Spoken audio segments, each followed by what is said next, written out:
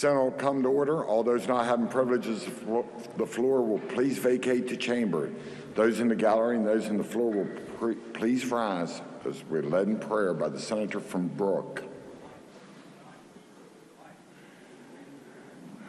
Senator from Jefferson to lead us in prayer. And then please remain standing after the prayer as the senator from Wetzel leads us in reciting the Pledge of Allegiance. Senator. Dear Lord, I want to thank you for this beautiful day. Thank you for the blessings you have given us.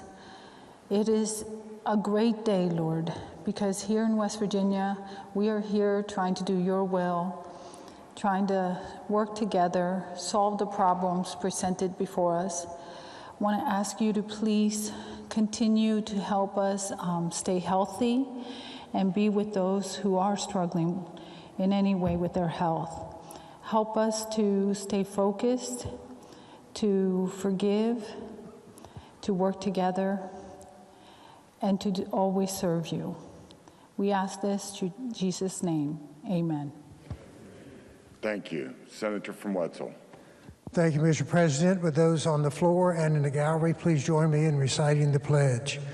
I pledge allegiance to the flag of the United States of America and to the republic for which it stands, one nation under God, indivisible, with liberty and justice for all. Reading of the journal. West Virginia Legislature Senate Journal, March 22nd, 2021. The Senate met at 11:03 a.m. Senator Blair, Mr. President, in the chair. The senior senator from the 16th requests unanimous consent that further reading of the journal be dispensed with and the journal be approved. Is there objection? The chair hears none. Further reading of the journal will be dispensed with and the journal is approved.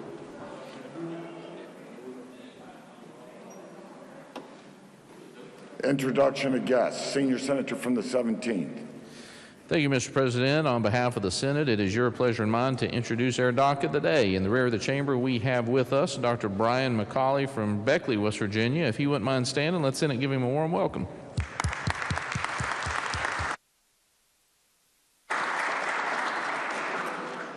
Further introductions.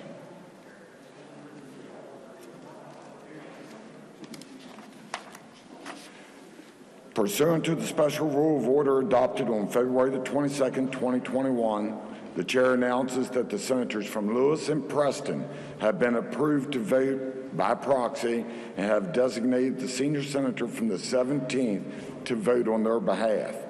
Communications from the House. The Clerk of the House announced that the House has amended and passed committee substitute for Senate Bill 156, authorizing Department of Homeland Security to promulgate legislative rules. The message will be received. Senior Senator from the 17th. Thank you, Mr. President. I move the Senate concur in the House amendments to Senate Bill 156.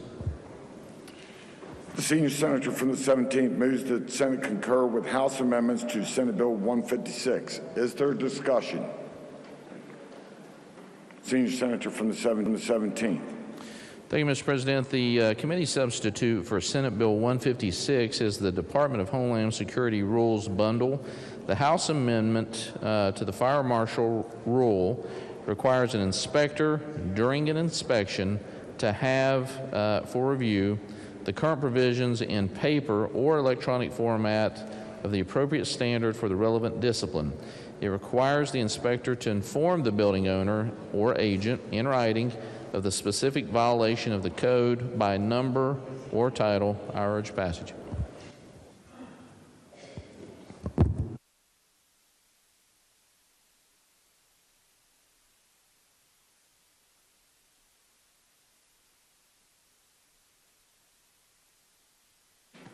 Is there further discussion? If not, the question before the Senate is the Senate concur in the House amendments to Senate Bill 156. All those in favor will say aye. Aye. All those opposed, no. The ayes appear to have it. The ayes do have it. I declare the motion adopted. The question now is on the passage of the bill as amended. All those in favor will vote yea. Those opposed will vote nay. The clerk will prepare the machine. Mark just texted us. Okay, so I got Mark.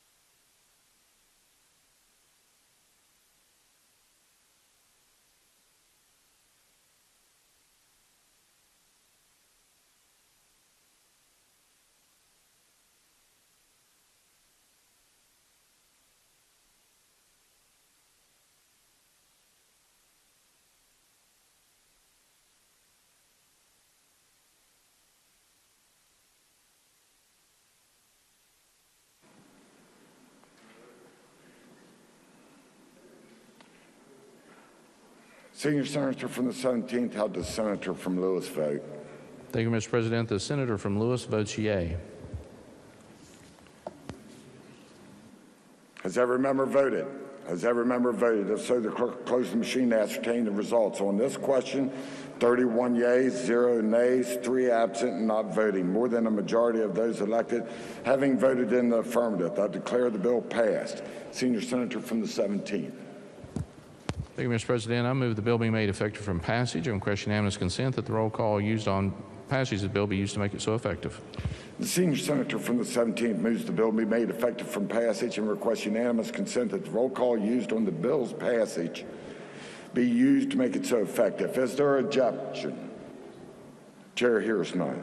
On this question, 31 yeas, 0 nays, 3 absent and not voting. More than 2/3 of those elected to the Senate having voted in the affirmative. I declare the bill effective from passage. The clerk will communicate the actions of the Senate to the House. The clerk of the House announced the House amended and passed committee substitute for Senate Bill 160, authorizing the Department of Revenue to promulgate legislative rules. The message will be received. Senior Senator from the 17th. Thank you, Mr. President. I move the Senate concur in the House amendments to Senate Bill 160. The senior senator from the 17th moves that the Senate concur in the House amendments to Senate Bill 160. Is there discussion? Senior Senator from the 17th. Thank you, Mr. President. This is a Department of Revenue rules bundle. The House amendment removed the Municipal Pensions Oversight Board rule from the revenue bundle. It should have been in the miscellaneous rules bundle, mostly clerical average passage. Is there further discussion? If not, the question before the Senate is the Senate concur with the House amendments to Senate Bill 160. All those in favor will say aye. All those opposed, no. The ayes appear to have it. The ayes do have it. I declare the motion adopted. The question now is on passage of the bill as amended. All those in favor will vote yea. Those opposed will vote nay. The clerk will prepare the machine.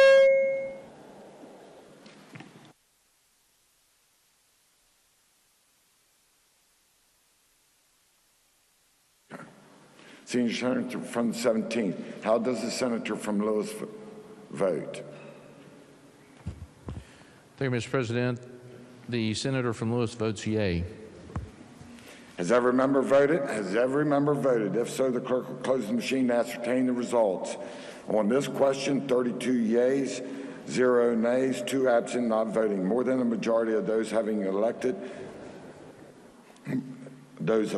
having voted in the affirmative, I declare the bill passed. Senior Senator from the 17th. Thank you, Mr. President. I move the bill be made effective from passage and request unanimous consent that the roll call used on passage of the bill be used to make it so effective. The senior senator from the 17th moves that the bill be made effective from passage and requests unanimous consent that the roll call used on the passage of the bill be used to make it so effective. Is there objection? Chair hears none. On this question, 32 yeas, 0 nays, 2 absent and not voting. More than 2/3 of those elected to the Senate having voted in the affirmative. I declare the bill effective from passage. The clerk will communicate the actions of the Senate to the House. The clerk of the House announced that the House has amended and passed committee substitute for Senate Bill 182, authorizing miscellaneous agencies and boards to promulgate legislative rules. The message will be received. Senior Senator from the 17th. Thank you, Mr. President. I move Senate concur in the House amendments to Senate Bill 182. The senior senator from the 17th moves that the Senate concur with the House amendments to Senate Bill 182. Is there discussion? Senior Senator from the 17th. Thank you, Mr. President. This is the flip of what we just did. Senate Bill 182 is the miscellaneous agencies and boards rules bundle. This is what the House did as they amended the amendment, added it back to the Municipal Pensions Oversight Board rule where the bundle belonged in the first place. I urge passage. Is there further discussion? If not, the question before the Senate is the Senate concur with the House amendments to Senate Bill 182. All those in favor will say aye. All those opposed, no. The ayes appear to have it. The ayes do have it. I declare the motion adopted. The question now is on passage of the bill as amended. All those in favor will vote yea. Those opposed, what purpose is Senior Senator from the 5th? The senior senator from 17th yield. Will the senator from the 17th yield? Senator yields. Senator, in the explanation, I didn't hear, I think there was a fee that was also reduced in that. Is that true?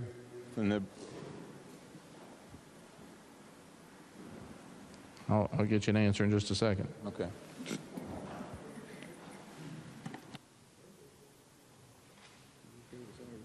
The Board of Funeral Examiners? The answer is yes, that was reduced. Okay, thank you.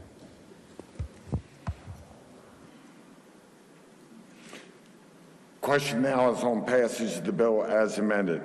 All those in favor will vote yea. Those opposed will vote nay. The clerk shall prepare the machine.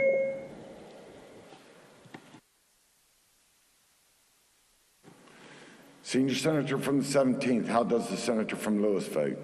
Thank you, Mr. President. The senator from Lewis votes yea. Has every member voted? Has every member voted? If so, the clerk will close the machine and ascertain the results. On this question, 33 yeas, 0 nays, 1 absent and not voting. More than a majority of those elected having voted in the affirmative. I declare the bill passed. Senior Senator from the 17th. Thank you, Mr. President. I move the bill be made effective from passage and request unanimous consent that the roll call used on passage of the bill be used to make it so effective. The senior senator from the 17th moves that the bill be made effective from passage and requests unanimous consent that the roll call used on the passage of the bill be used to make it so effective. Is there objection? Chair hears none. On this question, 33 yeas, 0 nays, 1 absent and not voting. More than 2/3 of those elected to the Senate having voted in the affirmative. I declare the bill effective from passage. The clerk will communicate the actions of the Senate to the House. The Clerk of the House announced the passage by that body of committee substitute for House Bill 2026 relating to the modernization of the collection of income taxes by adopting uniform provisions relating to the mobile workforce. The message will be received and the bill will be referred to the Committee on Finance.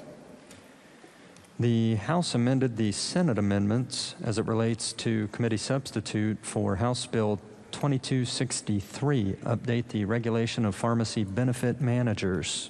The message will be received. Senior Senator from the 17th. Thank you, Mr. President. I move the Senate refuse to concur in the House amendment to House Bill 2263 and request that the House recede therefrom. Senior Senator from the 17th moves that the Senate refuse to concur in the House amendments to the Senate amendment to the House Bill 2263 and requests the House to recede therefrom. Is there discussion? Senior Senator from the 17th. Thank you, Mr. President. This bill regulates the reimbursements of pharmacy benefit managers. It requires reporting to the Insurance Commission regarding rebate information, provides the pharmacy benefits manager must pay the rebates to the health plan, and has an effective date of January 1, 2022. The House amendment changed the rebate language to make it payable at the point of sale. The language passed by the Senate was payable to the health plan to reduce overall insurance premiums on rates on a yearly basis. The Senate provision did not apply it to the 340B entity, but there is no such proviso in the House language. The House or the Senate Health Committee ran through this. The chairman worked aggressively on this. The issue has been that what the House is trying to do just simply can't be done. Many of these rebates are well past the point of sale. I think the chairman has relayed these to the House, and their amendments unworkable. I urge we recede. Is there further discussion? If not, the question for the Senate is the Senate to refuse to concur in the House amendments to the Senate amendments to the House Bill 2263 and requests the House to recede therefrom. All those in favor will say aye. Those opposed say no. The ayes appear to have it. The ayes do have it. I declare the motion adopted. The clerk will communicate the actions of the Senate to the House. The Clerk of the House announced the passage by that body of House Bill 2796, expiring funds from the West Virginia Board of Examiners for registered professional nurses and making a supplementary appropriation to the Department of Commerce Development Office. The message will be received and the bill will be referred to the Committee on Finance. House Bill 2829, providing for the amortization of annual funding for deficiencies for municipal police or firefighter pension and relief funds. The message will be received and the bill will be referred to the Committee on Pensions. House Bill 2897, expiring funds to the balance of the Department of Commerce. The message will be received and the bill will be referred to the Committee on Finance. House Bill 2899, making a supplementary appropriation to the Department of Commerce. The message will be received and the bill will be referred to the Committee on Finance. House Bill 2920, making a supplementary appropriation to the Department of Health and Human Resources, Division of Health Laboratory Services Fund. The message will be received and the bill will be referred to the Committee on Finance. Communications from the Executive. There are none. Reports from standing committees. Your Committee on Banking and Insurance has had under consideration Senate Bill 516 relating to PEI inpatient rates and reports the same back with the recommendation that it do pass, but under the original double committee reference, first be referred to the Committee on Finance. Respectfully submitted, Michael T. Azinger, Chair. The report will be received and under the original double committee reference, the bill will be referred to the Committee on Finance.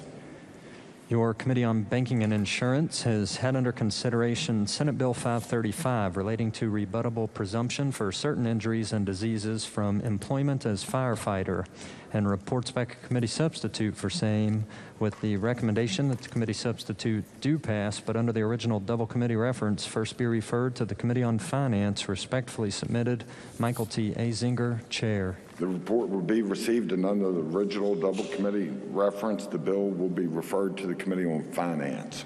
Your Committee on the Judiciary has had under consideration committee substitute for Senate Bill 587, making contract consummation with state more efficient, and reports the same back with the recommendation that it do pass. Respectfully submitted, Charles S. Trump IV, Chair. The report will be received. Your Committee on the Judiciary has had under consideration Senate Bill 601 relating generally to public employees' grievance procedure and reports back a committee substitute for same, and Senate Bill 673 relating to venue for bringing civil action or arbitration proceedings under construction contracts and reports back a committee substitute for same, with the recommendation that two committee substitutes do pass. Respectfully submitted, Charles S. Trump IV, Chair. The report will be received. Your Committee on Finance has had under consideration Senate Bill 693, updating certain definitions and terms used in the West Virginia Personal Income Tax Act.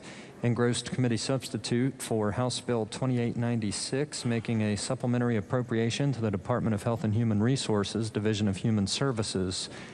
Engrossed House Bill 2901, making a supplementary appropriation to the Department of Health and Human Resources, Division of Human Services. Engrossed House Bill 2903, making a supplementary appropriation to the Department of Homeland Security, West Virginia State Police. And engrossed House Bill 2940, making a supplementary appropriation to the Department of Education, State Board of Education, State Department of Education, and reports the same back with recommendation that they each do pass. Respectfully submitted, Eric J. Tarr, Chair. The report will be received. Senior Senator from the 17th. Thank you, Mr. President. I request unanimous consent that Senate Bill 693 be taken up for immediate consideration and read a first time. Is there objection? Chair hears none. The clerk will read the bill first time.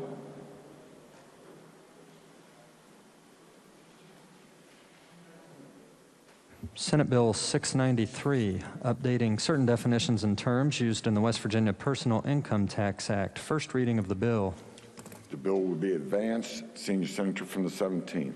Thank you, Mr. President. I move the constitutional rule requiring the bill to be read on 3 different days be suspended and that the bill be read a second and third time and placed upon its passage. Senior Senator from the 17th moves that the constitutional rule requiring a bill be read on 3 different days be suspended and that the bill be read a second and third time and put upon its passage.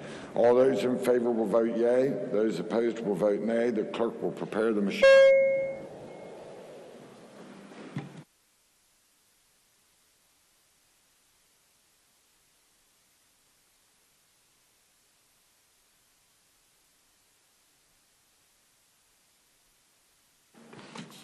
Has every member voted? Has every member voted? If so, the clerk close the machine to ascertain the results. On this question, 32 yeas, 0 nays, 2 absent, and not voting. More than 4/5 of the members present having voted in the affirmative. I declare the constitutional rules suspended.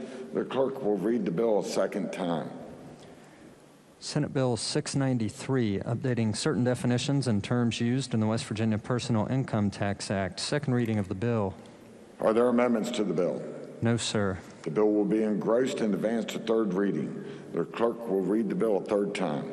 Senate Bill 693, updating certain definitions and terms used in the West Virginia Personal Income Tax Act. Third reading of the bill. The question is on passage of the bill. Senior Senator from the 4th. Thank you, Mr. President. This is an update to West Virginia's tax code. Members may recall that this body passed the annual tax updates to both corporate and personal income tax earlier this session.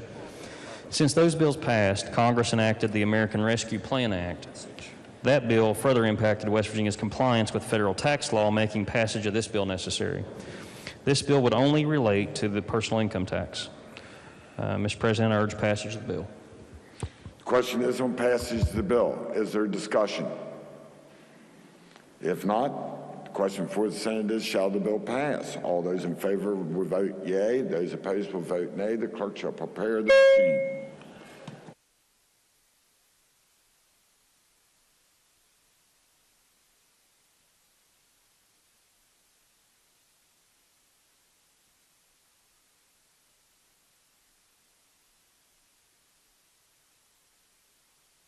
Senate will be at ease for just a moment.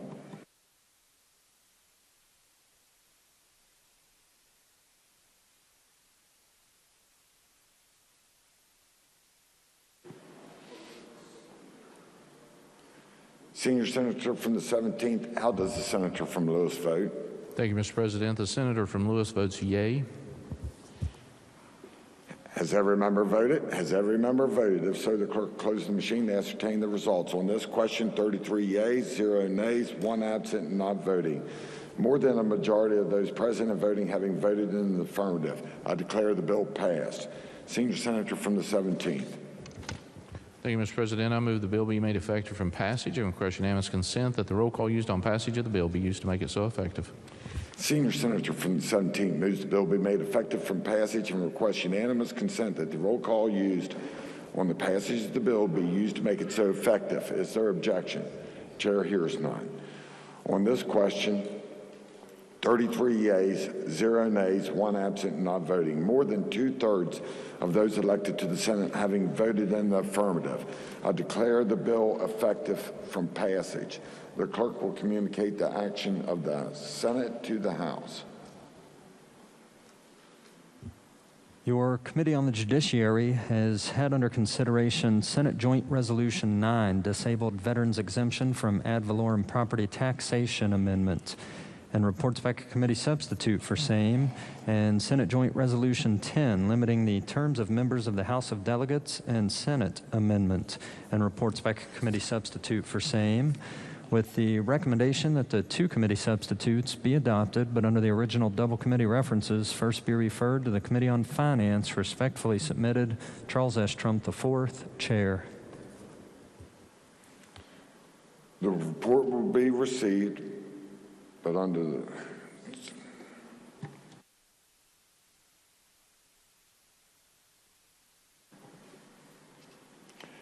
report will be received. Senior Senator from the 4th.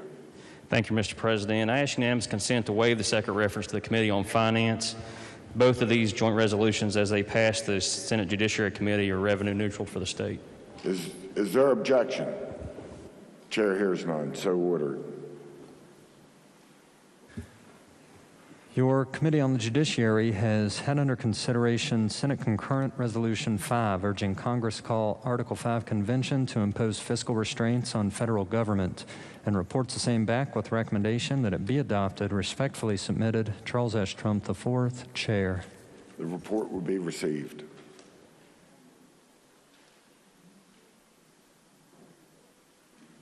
Your Committee on the Judiciary has had under consideration engrossed committee substitute for House Bill 2094 relating to the juvenile restorative justice programs and has amended same and reports the same back with the recommendation that it do pass as amended. Respectfully submitted, Charles S. Trump IV, Chair. The report will be received. Your Committee on Banking and Insurance has had under consideration engrossed House Bill 2221 relating to the establishment of an insurance innovation process and has amended same and reports the same back with the recommendation that it do pass as amended, but under the original double committee reference, first be referred to the Committee on the Judiciary. Respectfully submitted, Michael T. Azinger, Chair. The report will be received, and under the original double committee reference, the bill will be referred to the Committee on Judiciary. Your Committee on the Judiciary has had under consideration engrossed committee substitute for House Bill 2382, authorizing the Department of Environmental Protection to promulgate a legislative rule relating to ambient air quality standards, and reports the same back with the recommendation that it do pass. Respectfully submitted, Charles S. Trump IV, Chair. The report will be received. Your Committee on Finance has had under consideration engrossed House Bill 2898, making a supplementary appropriation to Workforce West Virginia Workforce Investment Act, and has amended same, and engrossed House Bill 2941, supplemental appropriation decreasing an existing item, and adding a new item of appropriation to the Department of Revenue Insurance Commissioner, and has amended same, and reports the same back with recommendation that they each do pass as amended. Respectfully submitted, Eric J. Tarr, Chair. The report will be received. Reports from select committees. There are none. Introduction of bills. There are none. Resolutions. Senate Resolution 27 by Senator Unger designating March 23, 2021 as Recovery Community Day. Senior Senator from the 16th. Thank you, Mr. President. Mr. President, I request unanimous consent that the resolution be taken up for immediate consideration. Committee reference dispensed with. The resolution be put upon its adoption. Is there objection? Chair hears none. The clerk will read the resolution. Senate Resolution 27 by Senator Unger designating March 23, 2021 as Recovery Community Day. Question is on adoption of the resolution. Is there discussion? Senior Senator from the 16th. Thank you, Mr. President. You know, buried in our COVID pandemic, there's been significant escalations of overdose deaths during this past year. The CDC recently reported that in the 12 months ending in May of 2020, there were more than 81,000 drug overdose deaths in the U.S., the highest number ever recorded in United States history. That's more than 220 deaths a day, every day. It's only the tip of the iceberg, since there are a lot of more non-fatal overdoses and cases of addiction. In fact, in a recent Journal of the American Medical Association study, found that emergency department visits for opioid overdoses increased nearly 30% from 2019 to 2020, expecting significant increases even during this pandemic. Based on these escalations of the number of drug overdose deaths, it's likely to cross the 100,000 threshold in the next few weeks. Nowhere in the nation has this plight been more devastating than right here in West Virginia and Appalachia, where there are more deaths and suffering that's occurring from the opioid epidemic. Today in this resolution, we want to lift up on the Recovery Community Day that there are champions and heroes out in the community that are every day fighting this, helping individuals through that struggle of addiction. Now, I want to say that sometimes we can sit here and say, you know, addiction hasn't affected me personally. But I would submit to you that each and every one of us has been impacted directly or even indirectly. And I would also submit to you that each and every one of us have some sort of addiction. Might not be drugs or alcohol. Might be this cell phone. Might be chocolate. It might be shopping. As many of you know, I'm a pastor, 3 different congregations, and I took a chance by giving a talk to each of those and basically saying to them, you know, I don't understand something. On Monday evenings in this church, down in the basement, we have AA meeting, Alcohol's Anonymous. And then on Thursday evenings in this very building, we have NA meeting in the basement, Narcotics Anonymous. But then on Sunday morning, right at this time, we have SA meeting right here in the sanctuary, Sinners Anonymous.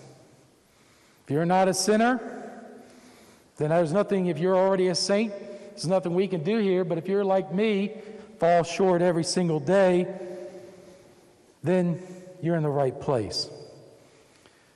I say that only in the sense that we all have these addictions. Some are different from others. And I also will submit to you, Mr. President, we also are all in recovery from something. We all struggle together. And in this state, we have over 3,000 recovery coaches, even more peer recovery support specialists, addiction counselors, not just looking at the opioid epidemic or the drugs, but looking at trauma and all the aspects that go into that. On this day, we lift them up and give them encouragement. These individuals out there, they're driven primarily on that energy of hope. Hope. To them, what hope means, the H in hope means healing. That each and every one of us needs that in our lives. The O of hope means opportunity. Each and every person in this state needs that opportunity. The P, they lift up as participation in the workforce, jobs, opportunity to make a difference. And the E in hope is empowerment. See, it's hope that brings recovery. And out of recovery from the individual as well as the community brings resilience. And out of resilience brings prosperity and human flourishing. I got to commend the governor for a program that he started of Jobs and Hope. I've actually seen this program transform people's lives. Many of the recovery coaches and peer recovery support specialists and soon-to-be addiction counselors have gone through this program of Jobs and Hope. That was the first step. Also, I want to commend the governor in looking at taking the second step, where, of course, from this body, from Senator Marshall and others, have advocated to lift up a position of a cabinet level for somebody who can coordinate these opportunities, and the governor has been open, looking at that second step of what we can do. Because, see, he, like us and all of us, understand that we can get through this pandemic together, and we have been going together. But once we get through in the post-pandemic world, we're going to see the aftermath that's not going to be pretty. Because under that pandemic is an epidemic that could have transformed into a pandemic unto itself. And that's a decimated workforce until we get our handle on this. But I want to tell you, Mr. President, today they have adopted telecoaching and teleopportunities even during the pandemic, where nurses are helping nurses, EMS helping EMS, law enforcement helping law enforcement. Each and every one, they're coaching each other to both in prevention and recovery. And today they're holding a virtual conference where they're sharing ideas, doing training, and maybe many of them are watching this right now as this resolution is going to be passed. Mr. President, in this area, there's a lot of work to do, but what we've done, I'm very proud of.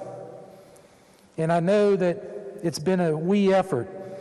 One of the things I've learned in the recovery world and being a recovery coach myself is that when you have I only, it produces illness, because illness begins with I.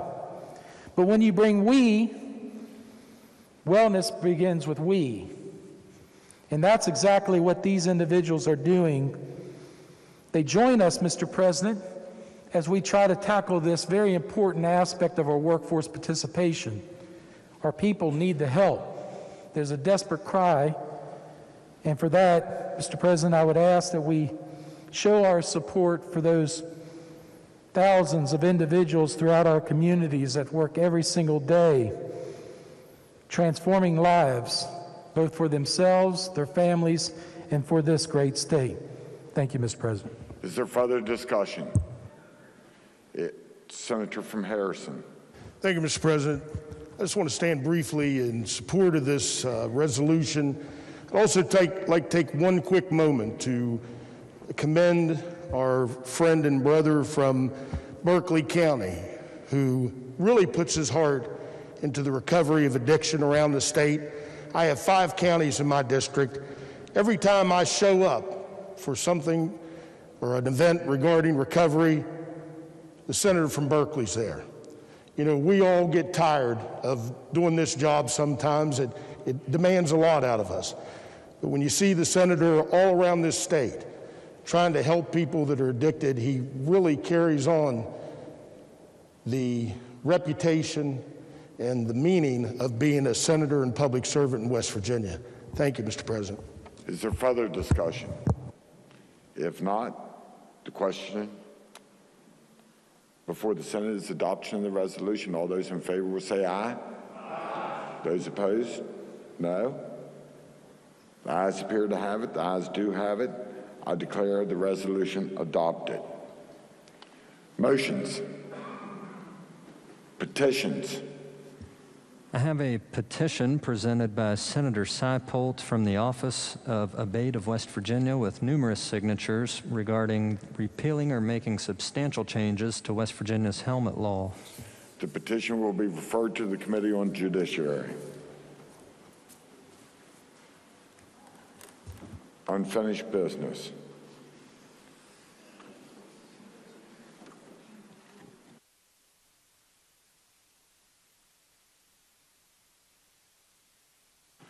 I made a mistake there. The petition will be referred to the Committee on Transportation and Infrastructure. Unfinished business. Senate Concurrent Resolution 40 requesting study on benefits of deferred retirement option program for state police.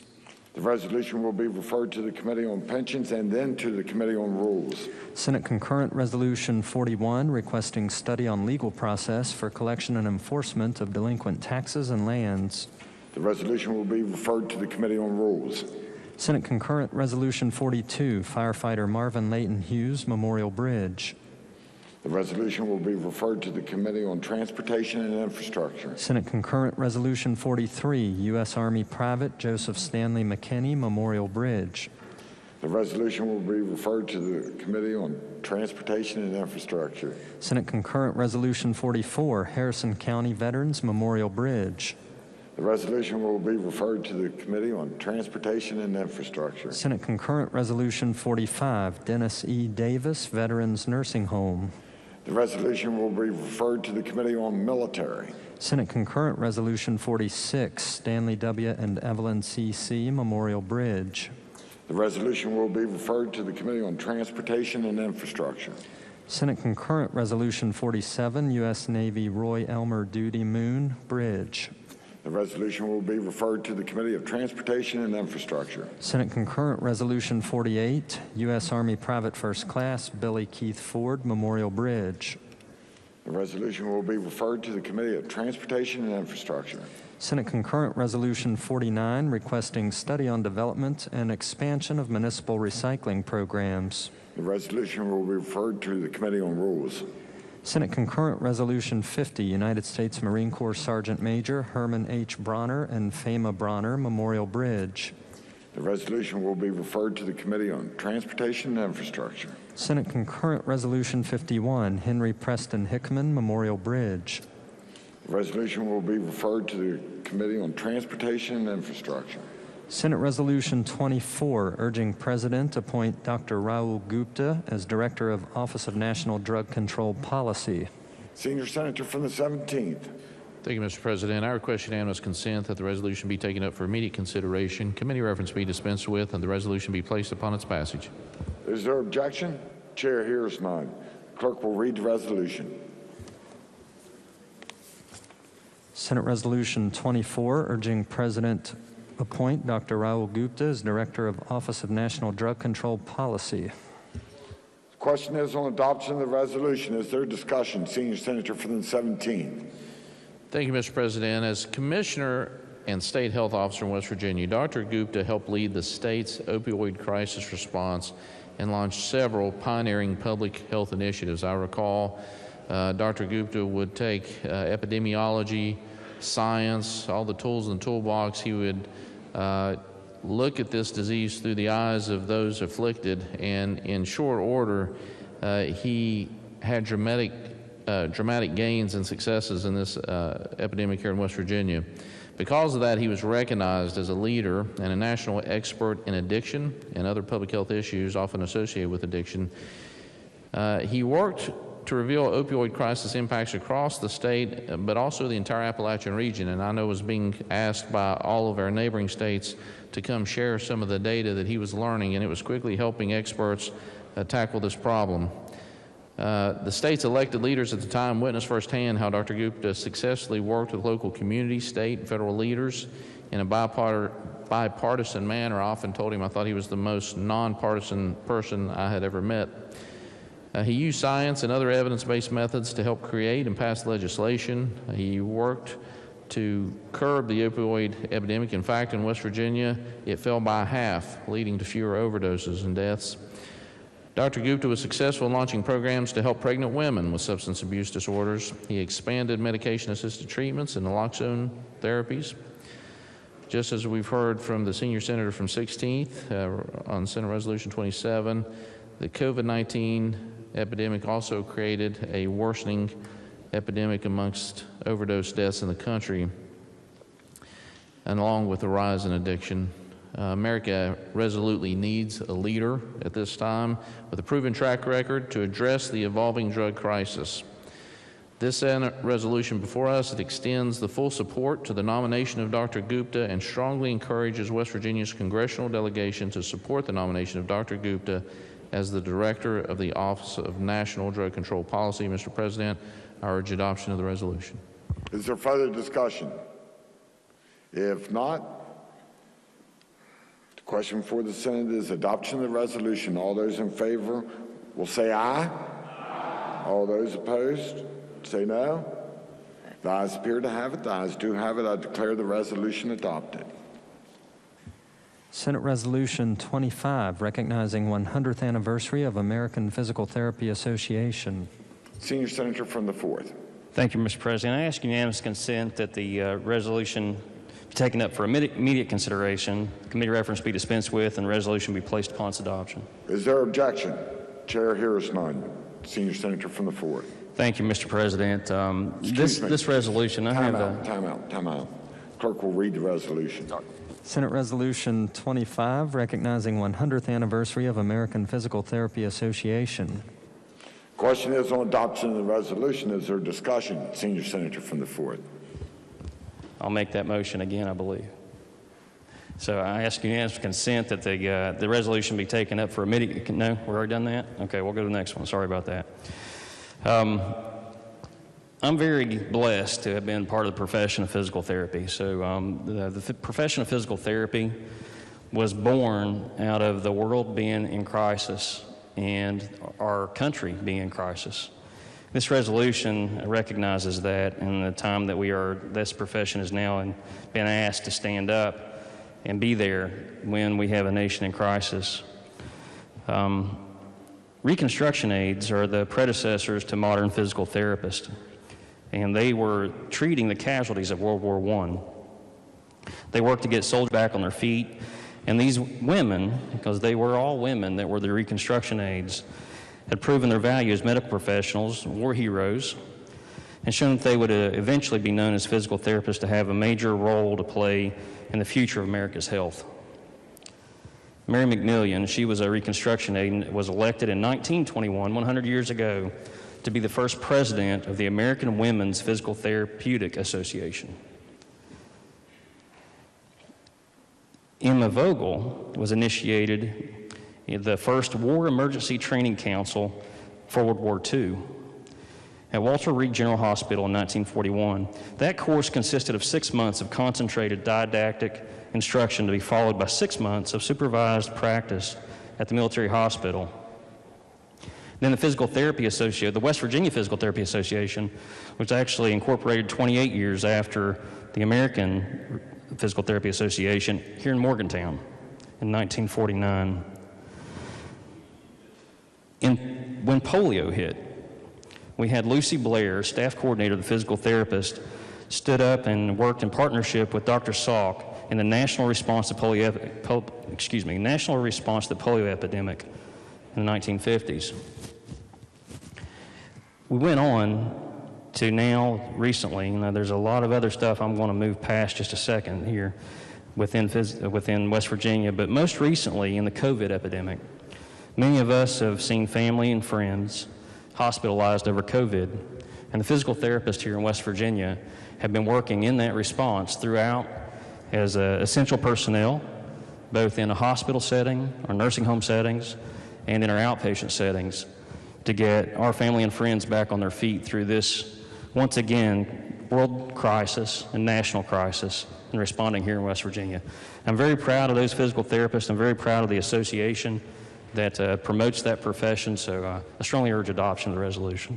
Is there further discussion? Senator from Harrison. Thank you, Mr. President. I rise in support of this resolution today. You know, there's nobody more important to an injured person than a physical therapist. Whether it's a sports injury or a car wreck, they're critical to getting people back to 100%, and that's what healthcare is all about. I've known many physical therapists in my career. I just want to mention a couple because they put the well-being of their patients before anything else. Joe Manchin, not the senator, but the uncle. Joe Manchin was a physical therapist in Clarksburg, West Virginia before anybody knew what physical therapy was. I can remember going there as a young boy getting hurt in Pop Warner and went in and he worked on my ankle like I was a pro football player, that nothing was more important than to get me back on the field.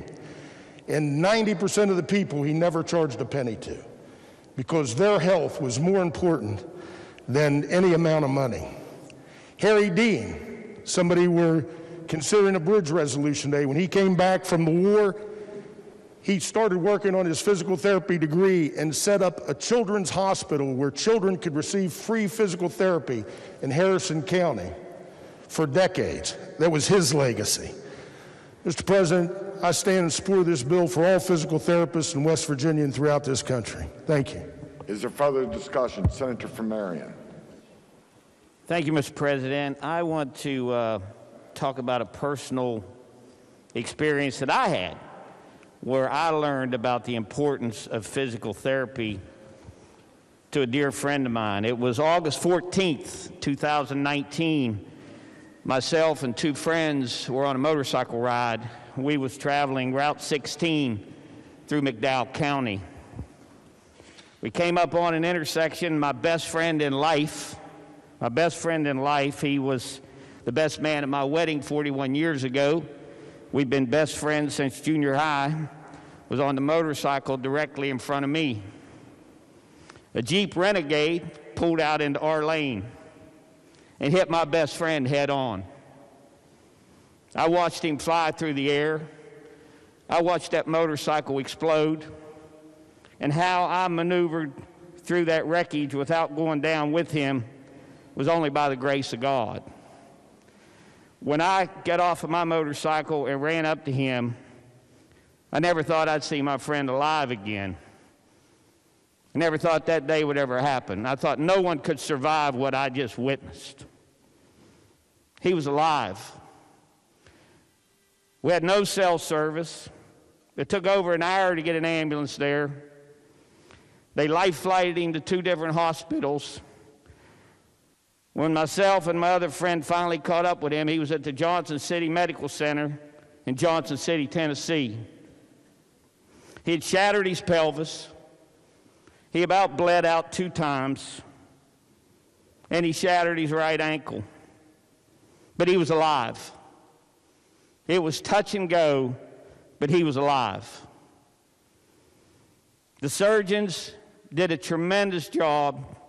If you look at those x-rays and you see the reconstruction they did on his pelvis, it was nothing short of a miracle.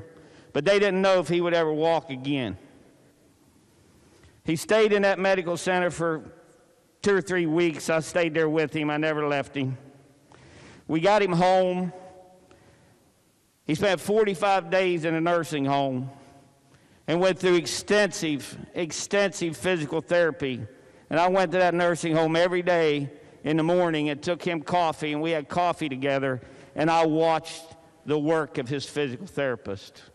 And I was truly amazed at how far he was coming along. He got out of that hospital out of that nursing home in 45 days, and the physical therapy started at home. And it went on for the better part of a year. But Mr. President, because of the good work of that physical therapist, my best friend in life is not only walking again, he's riding motorcycles again. He has a lot of pain that he's managing, but he's walking again, and he has a good quality of life, I believe, because of the physical therapy that he received. And my hat is off to this profession, one I never knew much about, quite frankly, until this happened, but one I'm very thankful that we have in West Virginia. Mr. President, I'm honored to be a co-sponsor of this resolution and a yes vote. Thank you.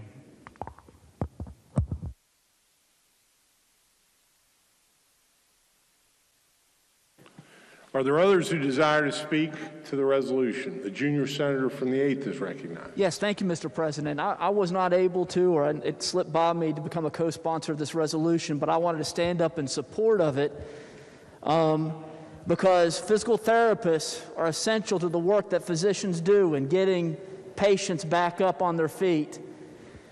Since we're in the practice of sharing personal experiences, I just want to say when I was 15 years old, I was involved in a pretty horrific accident and almost lost my left foot. The expectation was that I would get to a point where I could ambulate correctly but never play sports again. And that was important, or that sank my heart. I was heartbroken over it at the time because I ran track, I played football, I played baseball, and the life without sports was not very good. I didn't like that idea, but I worked with a physical therapist at CAMC for 6 months to rehabilitate my left leg and ankle, and I went on to play high school football, lacrosse, and college lacrosse all 4 years. So I rise in support of this resolution. Again, the work they do with physicians is just amazing work. Thank you. Further discussion. Senior senator from the 15th. Thank you, Mr. President. I didn't intend to rise today, but that's the point of this, is that I think everybody knows that I was in an automobile accident last year, and I couldn't walk. I could barely get around this place, and it was pretty bad. I'm here today, though, and able to rise because of physical therapists that made it so that I'll never forget this. I could barely lift my leg off the table, and they helped me do that. And the difference that it has actually made in my life, and I'd never had physical therapy before, so I had no understanding or little understanding on what it was capable of doing. These people actually changed my life and made it so that I could get my life back that I once had.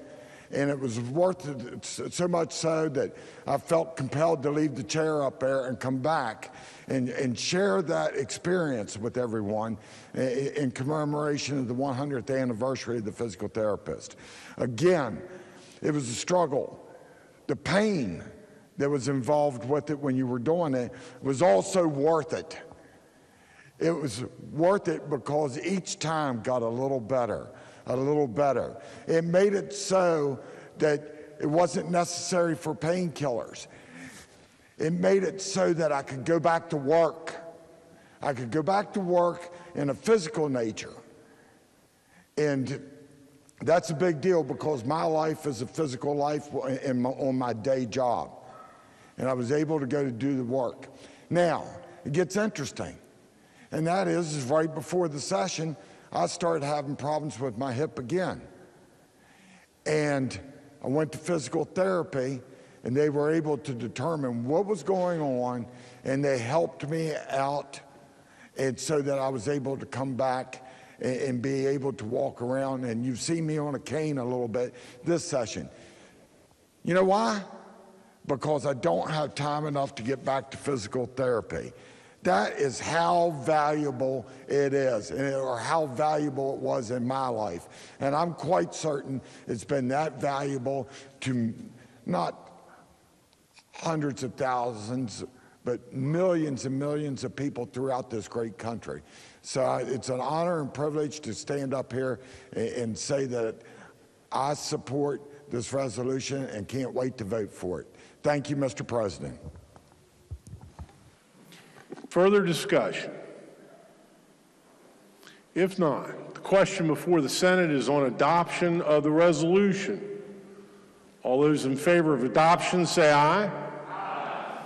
Opposed? In the opinion of the chair, the ayes have it. I declare the resolution adopted.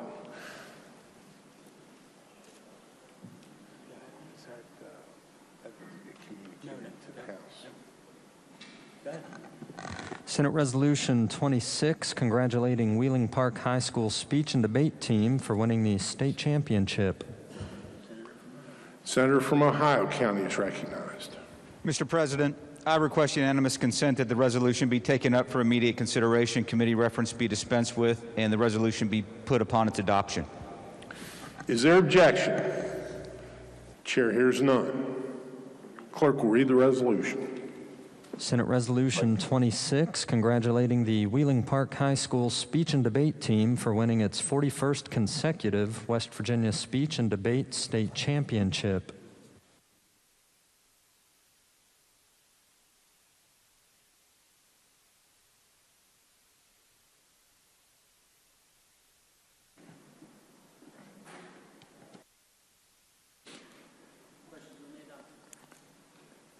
Question is on adoption of the resolution. Is there discussion?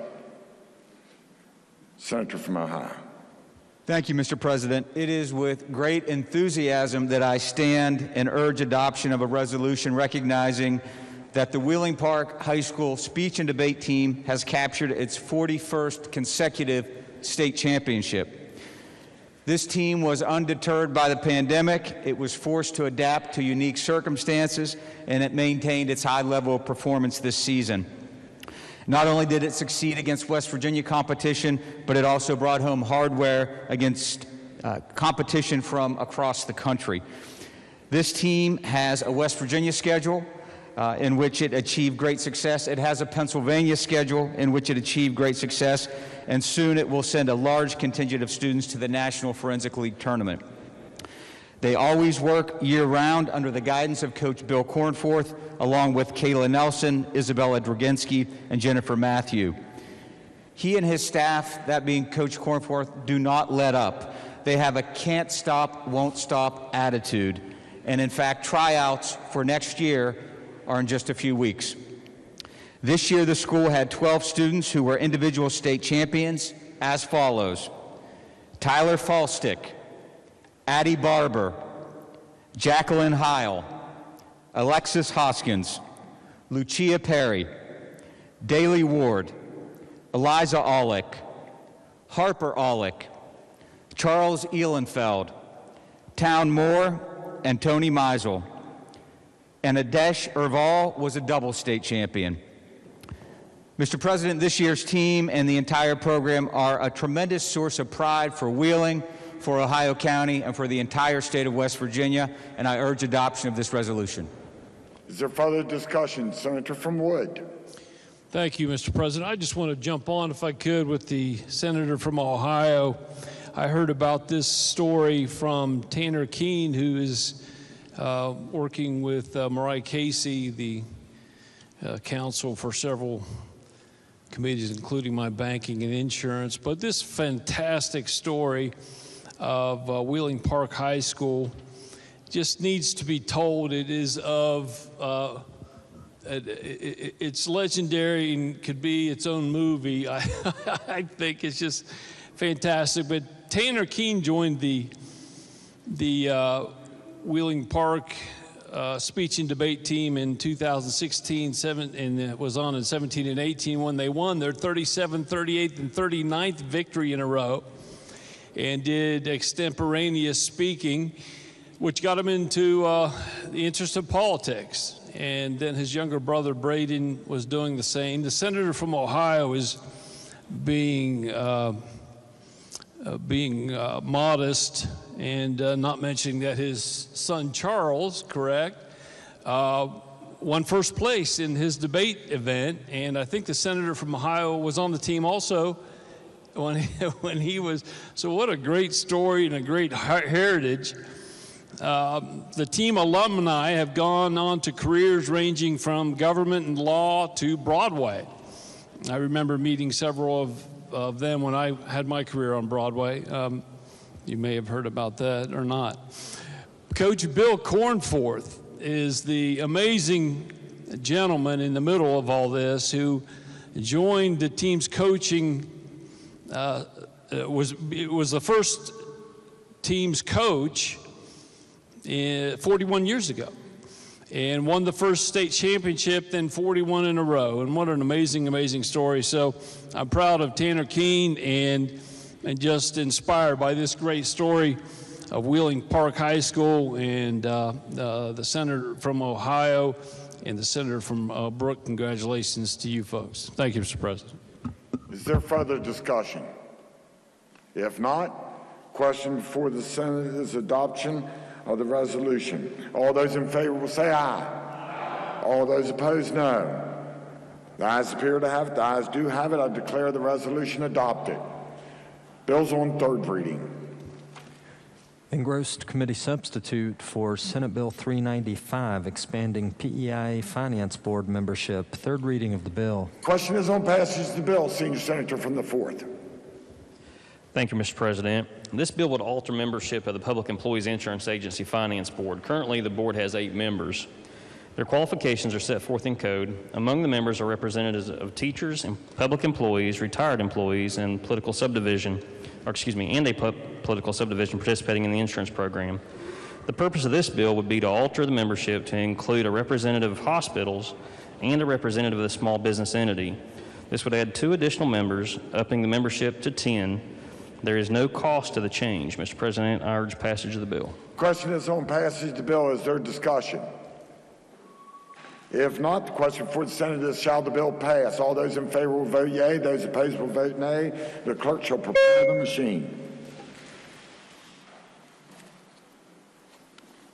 Just 1, 2. Senior Senator from the 17th. How does the Senator from Lewis vote? Thank you, Mr. President. The senator from Lewis votes yea. How does the Senator from Preston vote? Thank you, Mr. President. The senator from Preston votes yea. Has every member voted? Has every member voted? If so, the clerk will close the machine to ascertain the results. On this question, 34 yeas, 0 nays, 0 absent, not voting. More than a majority of those present and voting having voted in the affirmative. I declare the bill passed. The clerk will communicate the actions of the Senate to the House. Engrossed committee substitute for Senate Bill 398, limiting eligibility of certain employers to participate in PEIA plans. Third reading of the bill. The question is on passage of the bill. Senior Senator from the 4th. Thank you, Mr. President. The purpose of this bill is to narrow eligible participants in the Public Employees Insurance Agency. The current definition of employer for purposes of eligibility for election to PIA includes state entities and county boards of education. It also includes cities, towns, counties, public corporations, certain health facilities supported by public funds, and local health departments. This bill would limit participation in the plan to state entities, county boards of education, and public charter schools, and all currently participating members would be grandfathered in as participants. No new non-state or non-school entities would be eligible following passage of this bill. PIA does not anticipate there being any fiscal impact should this bill pass. Mr. President, I urge passage of the bill. The question is on passage of the bill. Is there discussion? If not, the question before the Senate is, shall the bill pass? All those in favor will vote yea. Those opposed will vote nay. The clerk shall prepare the machine. Senior Senator from the 17th, how does the Senator from Lewis vote? Thank you, Mr. President. The Senator from Lewis votes yea. How does the Senator from Preston vote? Senator from Preston votes yea. Has every member voted? Has every member voted? If so, the clerk will close the machine and ascertain the results. On this question, 32 yeas, 2 nays, 0 absent, not voting. More than a majority of those present and voting having voted in the affirmative. I declare the bill passed. Senior Senator from the 17th. Thank you, Mr. President. I move the bill be made effective from passage and request unanimous consent that the roll call used on passage of the bill be used to make it so effective. The Senior Senator from the 17th moves the bill be made effective from passage and requests unanimous consent that the roll call used on the passage of the bill be used to make it so effective. Is there objection? The chair hears none. On this question, 32 yeas, 2 nays, 0 absent, not voting. More than 2/3 of those elected to the Senate having voted in the affirmative. I declare the bill effective from passage. The clerk will communicate the actions of the Senate to the House. Engrossed committee substitute for Senate Bill 478, permitting use of established federal marketplace programs to purchase supplies. Third reading of the bill. Question is on passage of the bill. Senator from Brooke. Thank you, Mr. President. Senate Bill 478 grants the West Virginia Military Authority the ability to purchase or contract under established federal purchase programs or marketplaces for the acquisition of certain military supplies and learning materials without first going through our state purchasing office. Urge passage of the bill. I'll entertain any questions. Question is on passage of the bill. Is there discussion? If not, the question before the Senate is, shall the bill pass? All those in favor will vote yea. Those opposed will vote nay. The clerk shall prepare the machine. Senior Senator from the 17th, how does the Senator from Lewis vote? Thank you, Mr. President. The Senator from Lewis votes yea. How does the Senator from Preston vote? Senator from Preston votes yea. Has every member voted? Has every member voted? If so, the clerk will close the machine and ascertain the results. On this question, 34 yeas, 0 nays, 0 absent, not voting. More than a majority of those present and voting having voted in the affirmative. I declare the bill passed. The clerk will communicate the actions of the Senate to the House. Engrossed committee substitute for Senate Bill 479, relating to West Virginia Veterans Service Decoration and West Virginia Service Cross. Third reading of the bill. The question is on passage of the bill. Senator from Brooke. Thank you again, Mr. President. Currently, there are 2 medals that are available to veterans of either our National Guard or veterans of the state who served in one of the 5 military components, that being the West Virginia Veterans Service Decoration, and there's also the West Virginia Service Cross. And what Senate Bill 479 aims to do is move the awarding of those 2 different awards from underneath the National Guard, the Adjutant General, to the Department of Veterans Assistance, which is the more appropriate place for those 2 decorations. The bill also allows for the Secretary of Veterans Assistance to propose rules to allow for the awarding of these 2 decorations. I'm happy to answer any questions. I urge passage of the bill.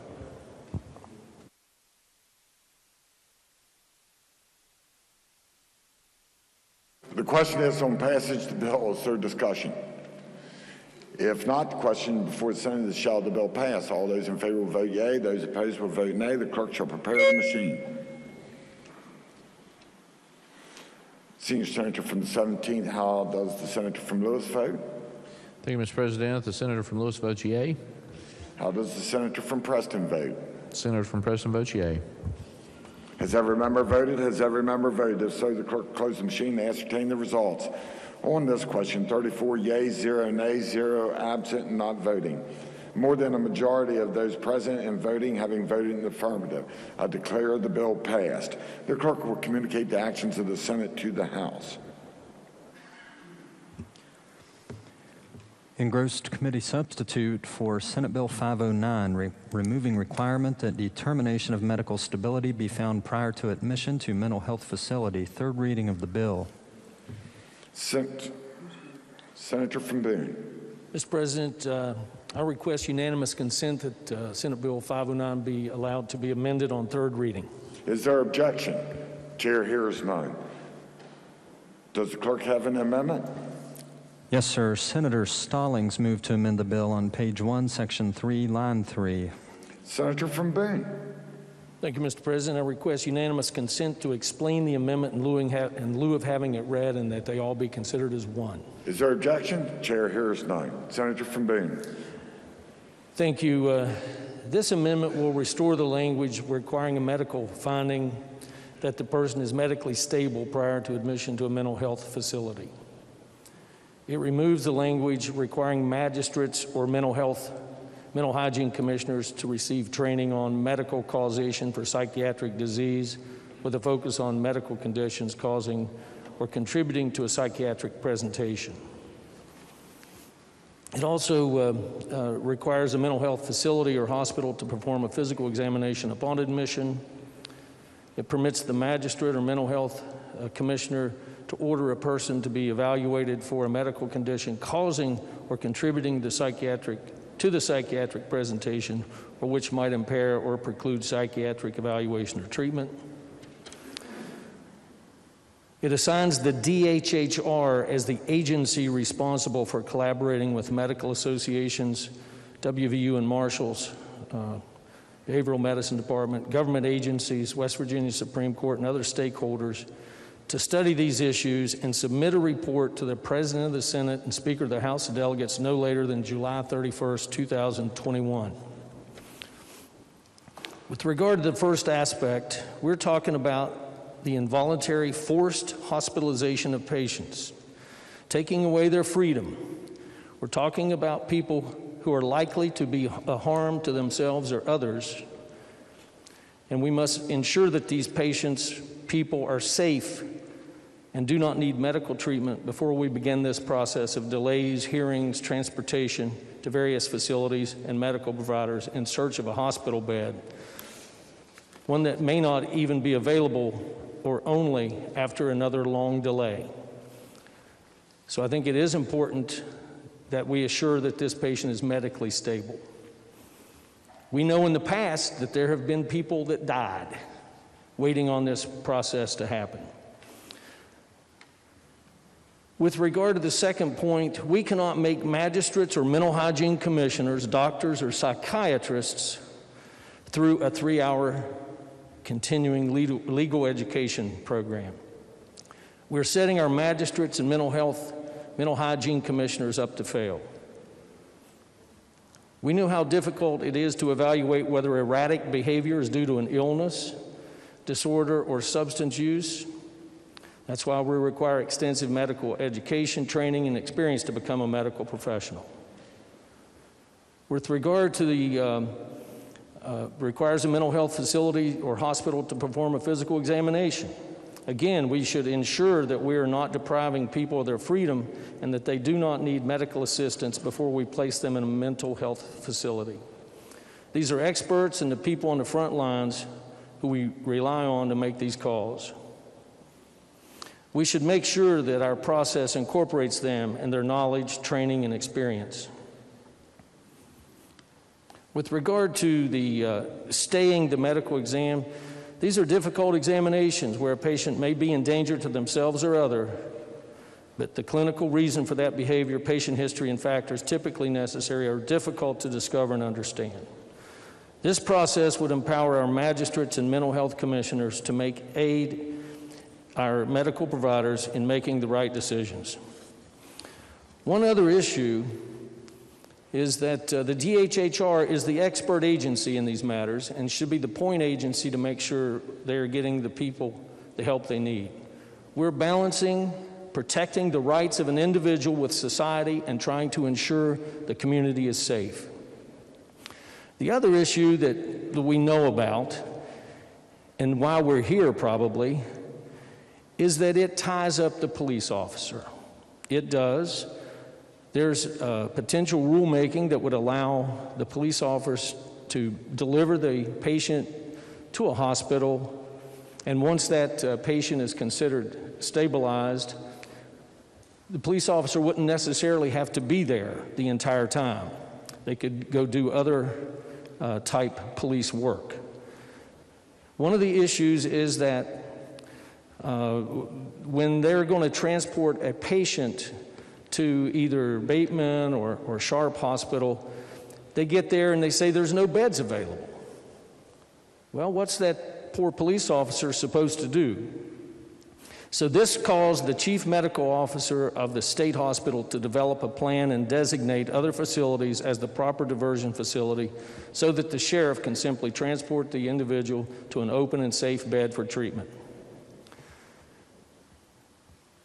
I urge adoption of the amendment, and again, this calls for an extensive report to you, Mr. President, Speaker of the House, no later than July 31st. I certainly know from talking to some of the stakeholders that they are aware of the tying up of the police for long periods of time, and they want to try to fix it. This amendment would allow them to fix it, and in the meantime, protect the rights and the medical safety of the people who are being considered harm to themselves or others while we're doing a mental hygiene in the first place. Thank you, Mr. President. Is there discussion? Senator from Marshall. Thank you, Mr. President. Mr. President, I rise in opposition of the amendment. This bill, the amendment basically would defeat the intent of the bill. This bill was brought or given to the Health Committee. It was, I think the lead sponsor was our Judiciary Chair, and it arose because of this issue. You know, we changed this to about 2 years ago, as far as this process with having to go, the sheriff transporting this patient to the hospital and staying with the patient for the hospital and tying up the sheriff's deputy and then transporting him to the facility. It was a process before was working fine or working better, and we made a change. It was about a year and a half ago. It's not worked out, and we're trying to change it back now. I understand the amendment, and you know, from a theoretical and medical standpoint, it makes a little bit of sense. But from a practical standpoint and an efficiency standpoint, it doesn't, and it would usurp the entire intent of this bill, I think. So for those reasons, I'd speak against the amendment. Is there further discussion? Junior Senator from the 8th. Thank you, Mr. President. I rise in support of the Senator from Boone's amendment. You know, non-physicians should not be conducting medical examinations, period. Well, and I'm reluctant to say that as far as this bill is concerned, because non-physicians conducting medical examinations would probably be good for me professionally as a trial attorney. But it's not good policy. It's not good for patients. It's not good for the public. So I urge the body to adopt the Senator from Boone's amendment. Thank you. Is there further discussion? Senator from Boone wish to close debate. Oh, I'm sorry. Senator from Morgan. Thank you, Mr. President. I rise in opposition to the amendment offered by the Senator from Boone, and I urge its rejection. We passed changes last year in this section, 27.5.3, which relates to the involuntary hospitalization of people with mental illness or addiction and more dangerous to themselves or others. At the instance of the DHHR last year, we included new language in the bill that required medical clearance in advance of commitment and hospitalization. And that changed the process for the first time in 40 years. The amendment offered by the distinguished senator from Boone County would fundamentally undo the whole purpose of doing this year's bill. We did a bill this year. I introduced a bill this year because what we did last year has caused terrible problems throughout the state in this whole process. You know, the idea of medical clearance before you took someone to Sharp Hospital made sense to me, and I assume all of us who voted for it last year at the time. You know, the idea being that if somebody had an open wound that needed to be stitched up or something like that before he went to the mental hospital, the state hospital, Sharp or otherwise, that should be addressed. But what's happened since is that it's caused these enormous delays in the commitment of people who need immediate psychiatric, psychological help. They can't get them cleared. In the rural parts of the state, sheriffs are having to spend hours and hours, sometimes complete days, with these people who are ready to meet the criteria for commitment to get help, but the DHHR won't take them. They won't go to Sharp. They can't go to Sharp immediately because they haven't been medically cleared. This bill simply restores the process to that which it was for 40 straight years before it got messed up last year. That's the honest truth. The medical clearance piece that we put in there last year, requiring a licensed physician to do medical clearance, has caused a train wreck in this process. And the consequence of it is people who need help are not getting help. They're sitting in sheriff's offices or around a courthouse, locked up, sometimes handcuffed, sometimes chained to a chair or a bench until because they can't go to Sharp because there hasn't been medical clearance. So the purpose of the bill was to address that and say that when they're admitted to a mental health facility, a physical examination, this is in the bill now, consistent with a standard of care may be provided to the individual. The examination may be provided either directly by the mental health facility or hospital. In the case of the state hospital, that's Sharp. Or we provided that if they have a contractual arrangement, that treatment can be done at another affiliated hospital and not at Sharp. In so many of the rural counties of West Virginia, what's happening now is people go into crisis. They have a psychological, psychiatric episode. They're in danger to themselves or others. And we're not able to give them help. And we're certainly not able to give them immediate help. And if the senator from Boone's amendment is adopted, it's going to continue that status quo, that tragedy that we have visited with last year's bill upon the people of West Virginia into the future. I like the part about having the DHHR examine it. I don't have a problem with it, but let's fix the immediate problem. That's the purpose of the bill. Let's fix the immediate problem that we've visited upon our sheriffs and everybody who has to work within the system to try to provide immediate help to people who are in psychiatric or psychological crisis, and reject the amendment offered by the senator from Boone. Is there further discussion? Senator Boone wish to close. Senator from Boone. Thank you, Mr. President. Anytime we do something in here that changes fundamentally how we process things, certainly takes a while before it moves smoothly. So requiring medical clearance to a patient or a population that has frequently psychiatric and medical conditions, I think is a good policy. The reason we put that in last year was that people were dying while they were in the process of having the mental hygiene implemented. We didn't just bring that out of the air that having a medical clearance was necessary. It was necessary because people were dying. Now, that said, the system is not working as smoothly as it should. And that's why this amendment calls for this work group to really come together.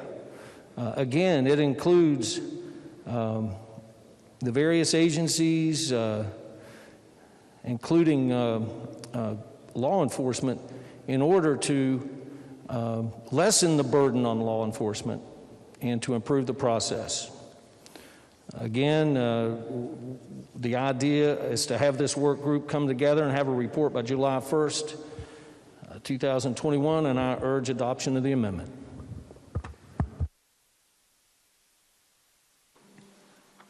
Question before the Senate is the adoption of the amendment offered by the Senator from Boone. All those in favor will say aye. Aye. Those opposed, no. The noes appear to have it. The noes do have it. I declare the amendment rejected. Are there further amendments to the bill?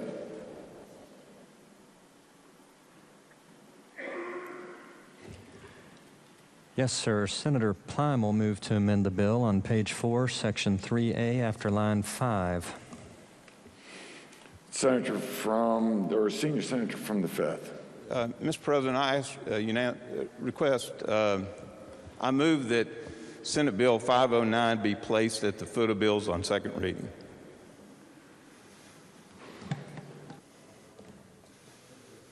It still keeps its third reading. Is there objection? Chair hears none. So ordered.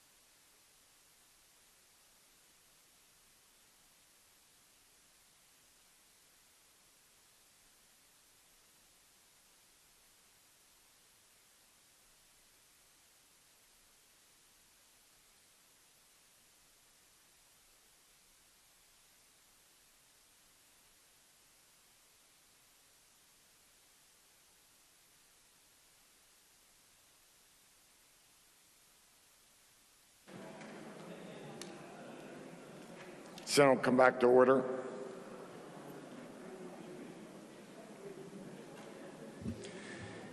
Engrossed committee substitute for Senate Bill 586, providing West Virginia veterans discounts on fees and charges at state parks. Third reading of the bill. Question is on passage of the bill. Senator from Brooke. Thank you, Mr. President. Senate Bill 586 went through a little bit of work, and I want to thank the sponsor of the bill, the minority leader, for his part in making this bill what we have before us. The bill requires or authorizes and requires the Department of Tourism, or DNR, in consultation with Department of Tourism and Department of Veterans Assistance, to develop a comprehensive plan on allowing for discounts at state parks and their facilities to veterans of this state when it comes to things like lodging or rental fees and visitor passes. And next year they will have until the end of the session to present that plan to the legislature for us to review it. It gives them the authority to promulgate rules as they need to as they develop this plan. I'm happy to answer any questions. I urge passage of the bill. Question is on passage of the bill. Is there discussion? If not, the question before the Senate is, shall the bill pass? All those in favor will vote yea. Those opposed will vote nay. The clerk shall prepare the machine. Senator from the 17th. How does the senator from Lewis vote? Thank you, Mr. President. The senator from Lewis votes yea. How does the senator from Preston vote? The senator from Preston votes yea.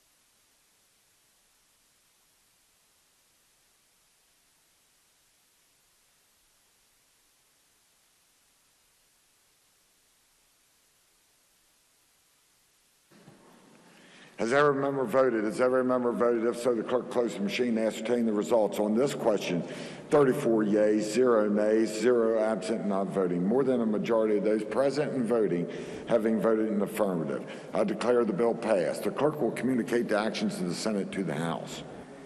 Engrossed House Bill 2905 relating to repealing the prohibition against the use of certain words. Third reading of the bill. The question is on passage of the bill. Senator from Morgan.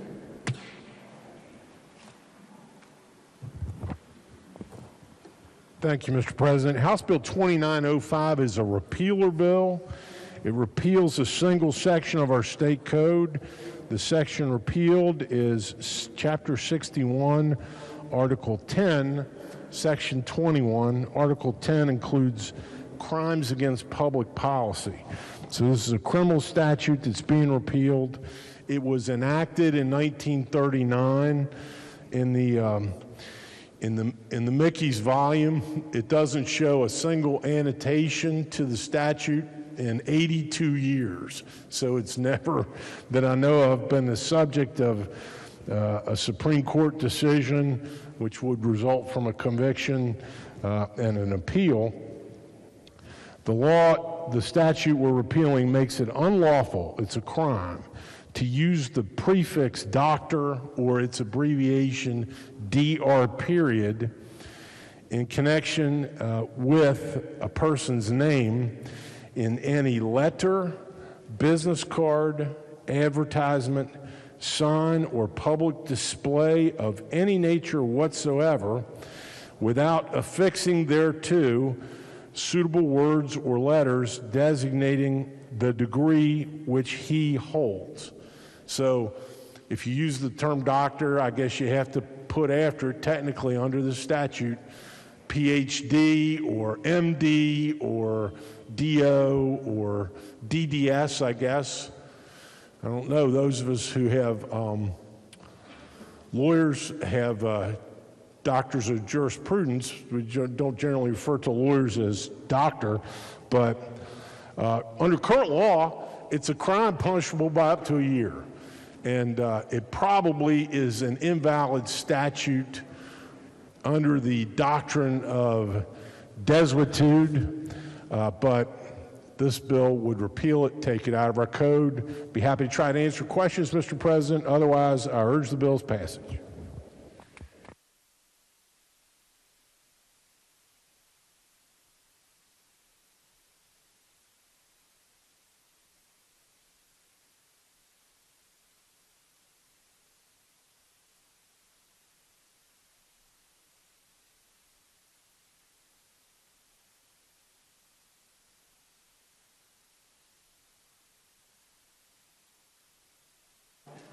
Question is on passage of the bill. Is there discussion? Senior Senator from the 17th.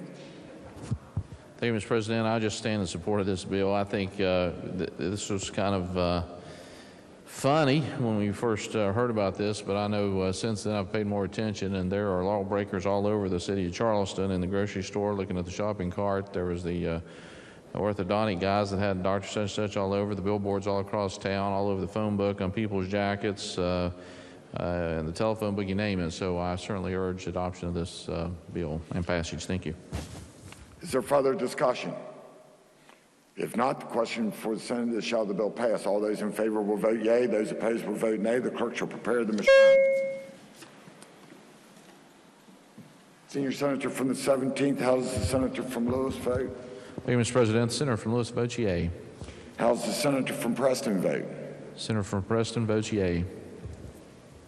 Has every member voted? Has every member voted? If so, the clerk will close the machine to ascertain the results. On this question, 34 yeas, 0 nays, 0 absent, not voting. More than a majority of those present and voting having voted in the affirmative. I declare the bill passed. The clerk has the title amendment. Committee on the Judiciary move to amend the title of the bill. The question is on adoption of the title amendment. All those in favor say aye. All those opposed, no. The ayes appear to have it. The ayes do have it. I declare the title amendment adopted. The clerk will communicate the action of the Senate to the House. Bills on second reading. Hey, 1 second.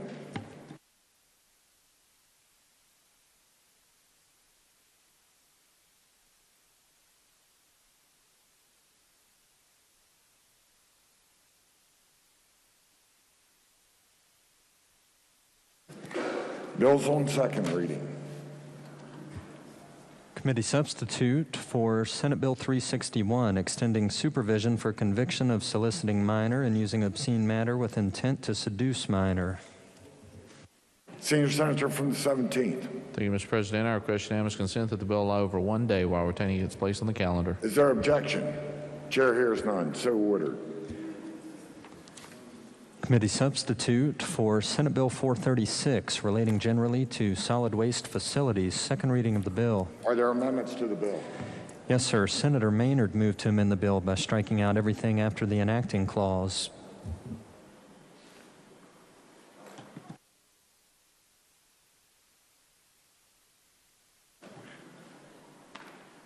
Senior Senator from the 6th.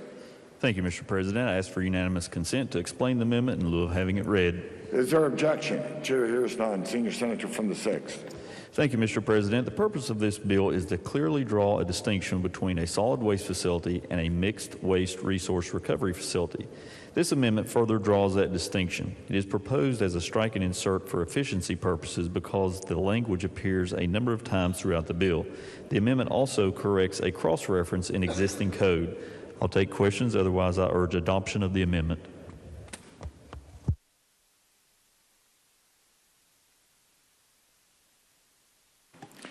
Is there discussion? If not, the question is adoption of the amendment offered by the Senior Senator from the 6th. All those in favor say aye. All those opposed, no. The ayes appear to have it. The ayes do have it. I declare the amendment adopted. Are there further amendments to the bill? No, sir. The bill will be engrossed and advanced to third reading. Senate Bill 486, relating to powers and duties of Chief Technology Officer. Second reading of the bill. Are there amendments to the bill? No, sir. The bill will be engrossed and advanced to third reading. Committee substitute for Senate Bill 487, updating Division of Purchasing, Procurement, and Spending thresholds. Senior Senator from the 17th. Thank you, Mr. President. I request unanimous consent that the bill lie over 1 day while retaining its place on the calendar. Is there objection? Chair hears none. So ordered. Committee substitute for Senate Bill 551, revising forms of living will, medical power of attorney, and combined medical power of attorney and living will. Second reading of the bill. Are there amendments to the bill? No, sir. The bill will be engrossed and advanced to third reading. Committee substitute for Senate Bill 565, relating generally to elections. Second reading of the bill. Are there amendments to the bill? No, sir. The bill will be engrossed and advanced to third reading.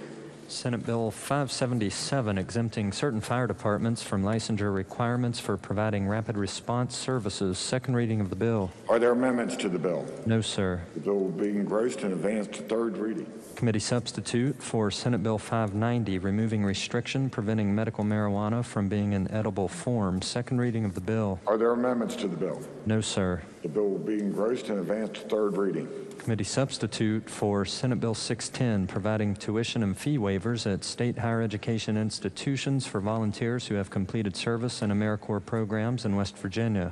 Senior Senator from the 17th. Thank you, Mr. President. I request unanimous consent that the bill lie over one day while retaining its place on the calendar. Is there objection? The chair hears none. So ordered. Senate Bill 644, exempting certain persons pursuing degree in speech pathology and audiology from license requirements. Senior Senator from the 17th. Thank you, Mr. President. I request unanimous consent that the bill lie over one day while retaining its place on the calendar. Is there objection? Chair hears none. So ordered. Senate Bill 651, allowing county boards of education to publish financial statements on website. Senior Senator from the 17th. Thank you, Mr. President. I request unanimous consent that the bill lie over one day while retaining its place on the calendar. Is there objection? Chair hears none. So ordered. Committee substitute for Senate Bill 658, requiring sheriff's departments to participate and utilize Handle with Care program for trauma-inflicted children. Senior Senator from the 17th. Thank you, Mr. President. I request unanimous consent that the bill lie over one day while retaining its place on the calendar. Is there objection? Chair hears none. So ordered. Engrossed committee substitute for House Bill 2621, mandating certification for certain members of fire departments, require certain types of training, allow specialized personnel who are not firefighters to be members of a department, and require the postings of fire department evaluations. Second reading of the bill. Are there amendments to the bill? No, sir. The bill will be advanced to third reading. Engrossed committee substitute for House Bill 2797, declaring certain claims to be moral obligations of the state. Second reading of the bill. Are there amendments to the bill? Yes, sir. Senator Tarr moved to amend the bill on page 2, section 1, subsection D, by striking out the word general and inserting in lieu thereof the word special. Senior Senator from the 4th. Thank you, Mr. President. I ask unanimous consent to explain the amendment in lieu of having it read. Is there objection? Chair hears none. Senior Senator from the 4th.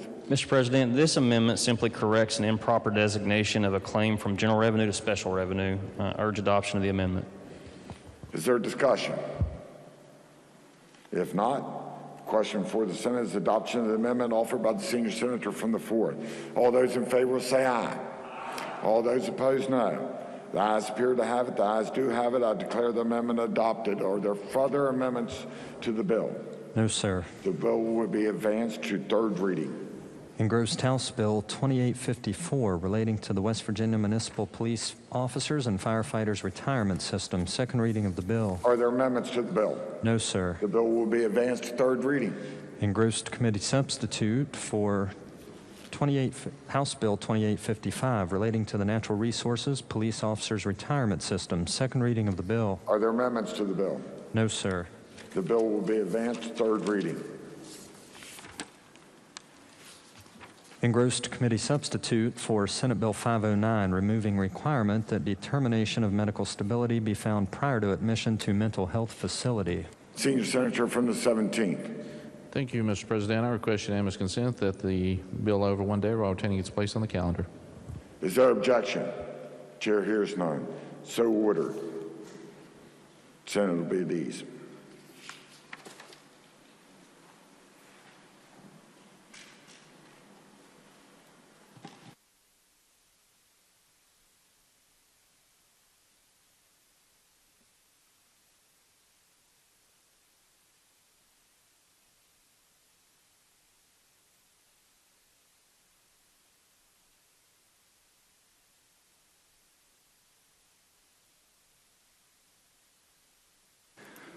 Bills on first reading.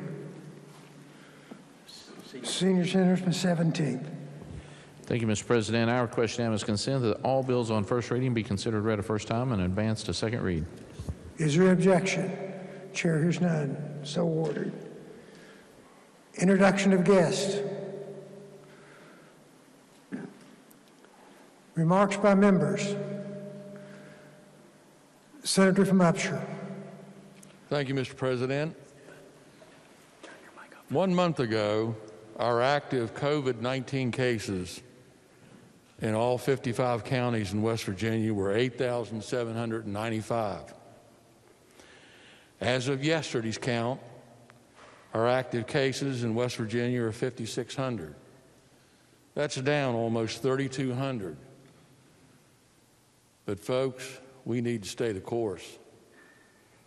We need to wear the mask properly. We need to social distance, and we need to practice proper hygiene. 12 days ago, our active case numbers were down to 299 in the 11th district, which is my Senate district. They have since moved upwards to 366. We need to stay the course. Thank you, Mr. President. Further remarks by members. Senator from Cabell. Thank you, Mr. President.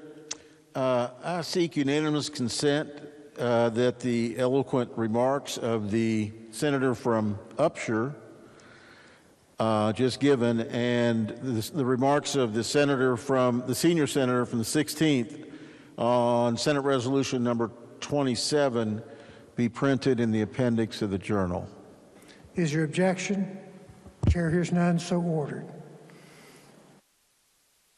Further remarks. Senator from Monongalia. Thank you, Mr. President. Mr. President, members, kind of reluctant to stand on this, but I think it needs to be pointed out this morning. A few names that many of us may recall. 1993, Aurora, 4 dead. 1999, Columbine, 15 dead. 2006, Platte Canyon High School, 2 dead. 2007, Youth with a Mission, 5 dead. 2012, Aurora Theater, 12 dead. 2013, Arapahoe High School, 2 dead. 2015, Colorado Springs, 4 dead. Colorado Springs, 2015, 3 dead. 2017, Thornton, Colorado, 3 dead. And just yesterday, Boulder, Colorado, 2021, 10 dead, including a police officer by the name of Eric Talley, who just happened to be the first responder. Mr. President, I rise because I don't have a solution. God knows I've prayed often enough to have a solution, but more importantly, I've prayed that if I ever had a solution, I'd have the courage to bring it forward. But I want us just to stop and be sensitive to what happened in Boulder, what has happened in Atlanta, to those families and friends of those victims.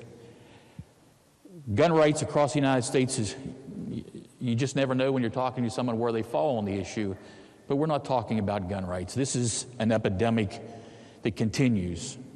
And now that we're coming out of a pandemic, people are now circulating around again, and unfortunately bad things are occurring. And that's what we've seen just here in the last week. Again, I don't have a solution. I wish I did. I wish Congress had a solution. But it's an epidemic. It's a mental problem for many of these folks that feel that this is an answer to whatever is bothering them.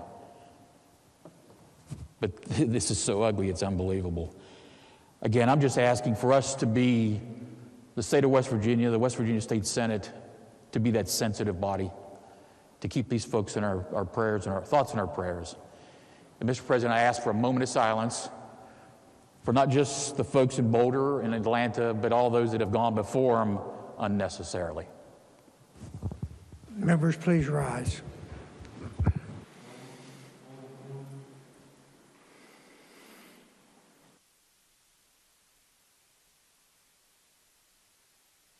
Thank you. Further remarks. Junior Senator from the 8th. Yes, Mr. President, I ask unanimous consent that the comments made by the following senators be printed in the appendix journal. The senator from Harrison regarding the Recovery Day resolution, the senator from Monongalia just a few moments ago, and the senators from Ohio and Wood regarding the Senate Resolution 26. Thank you, Mr. President. Is there objection? Chair hears none, so ordered. Senator from Harrison. Mr. President, I ask unanimous consent to return to the 11th order of business. Right. Is there objection? Chair hears none. Introduction of guests. Senator from Harrison. Thank you, Mr. President. I'd like to get the guy behind me, but I'm going to stick with you today. So, Mr. President, you know, our halls are kind of empty this year because of COVID and the restrictions have been placed on the public, but people are watching. And I'd like to take a second to recognize two of those people who were here really every day since I've been here, keeping an eye on us, trying to make sure we're doing the right thing. But Bob and Nellie Osborne are watching today, as there are many out there virtually watching us, and they watch just about every day. As everybody knows who's met them and knows them, they're part of the AARP, a very important constituency in West Virginia, and I'd like to have the Senate welcome them here today, even though they're not here in person, but here virtually. Thank you.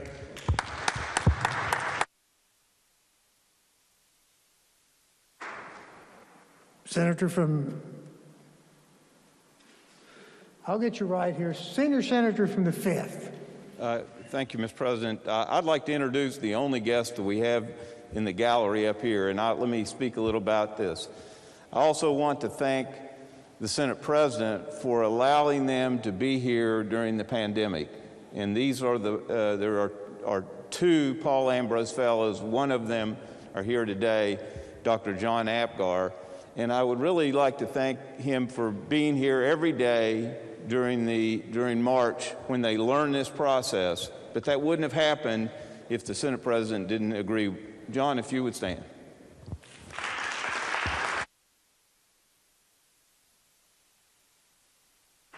Further introductions. Further remarks by members. Miscellaneous business.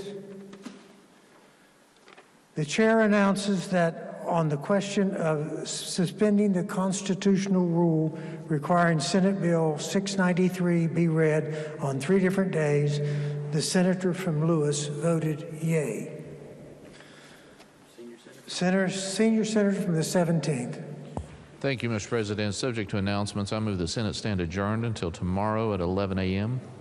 Okay, are there announcements? Senator from Morgan. Thank you, Mr. President. The Committee on the Judiciary will meet today at 3:15 p.m. in the Judiciary Committee room in the West Wing, room 208. Senator from Jefferson. Thank you, Mr. President. Your Committee on Education will meet today at 2:15 in room 451M, and we will reconvene at 5 or 15 minutes after adjournment of the Committees of Finance and Judiciary to complete our agenda if needed. Senior Senator from the 4th. Thank you, Mr. President. Your Committee on Finance will meet today at 3:15 and 451M. Senior Senator from the 6th. Thank you, Mr. President. Your Committee on Government Organization will convene at 2:15 today in room 208 West. Senator from Marshall. Thank you, Mr. President. Your Committee on Health will meet today at 1:15 and 451M. Senator from Tucker. Thank you, Mr. President. Your Committee on Energy will meet today at 1:15 in room 208 West, and the agenda has been posted. Senator from Summers. Thank you, Mr. President. Your Committee on Interstate Cooperation will meet tomorrow morning at 10 a.m. in 451M. Senator from Raleigh. Thank you, Mr. President. Your Committee on the Workforce will meet tomorrow morning at 10 a.m. in 208 West. Senator from Mercer. Mr. President, there will be no meeting of your Committee on Economic Development tomorrow at 1 p.m. Junior Senator from the 17th, isn't it? Thank you, Mr. President. Your Committee on Pensions shall meet tomorrow, Wednesday at 2 p.m. in room 451, and the agenda has been posted. Okay, further announcements. If not, the question before is adjournment until tomorrow at 11 a.m. All those in favor say aye. Aye. Opposed, no. The ayes appear to have it. The ayes do have it. I declare the Senate adjourned.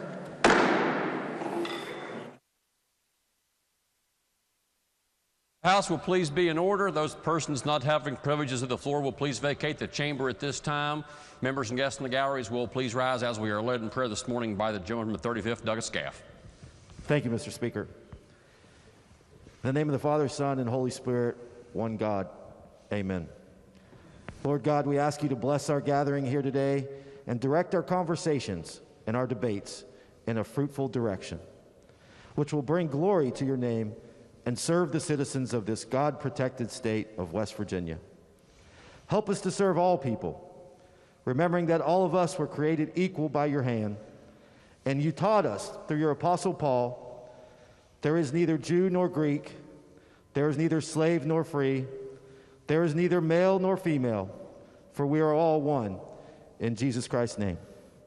Help us to become sensitive to the needs of the poor and the oppressed, and soften our hearts towards those who do not always agree with us. Lead us to your will. Lord, let us be productive in serving these great people who you have entrusted us to govern. Amen. If members and guests will remain standing, we'll be led in the Pledge of Allegiance by the gentleman from the 51st, Douglas Statler. Will the members join and the guests join me in honoring our flag? I pledge allegiance to the flag of the United States of America and to the republic for which it stands, one nation under God, indivisible, with liberty and justice for all. Members and guests may be seated. Reading of the Journal. Journal of the House of Delegates, Charleston, Monday, March 22nd, 2021. Lady in the 48th, Doug Kimball. Thank you, Mr. Speaker. Mr. Speaker, I ask unanimous consent that the further reading of the Journal be dispensed with and it be approved as having been read. Lady in the 48th, ask unanimous consent that the further reading of the Journal be dispensed with and that it be approved as having been read. Are there objections? There are no objections. Introduction of guests. Lady in the 49th. Thank you, Mr. Speaker, for a calendar update. Special calendar, third reading, committee substitute for House Bill 2933 to House calendar. Special calendar, second reading, committee substitute for House Bill 3009 and House Bill 3079 to House calendar. From the House calendar to the special calendar today, committee substitute for House Bill 2630 and committee substitute for House Bill 2785.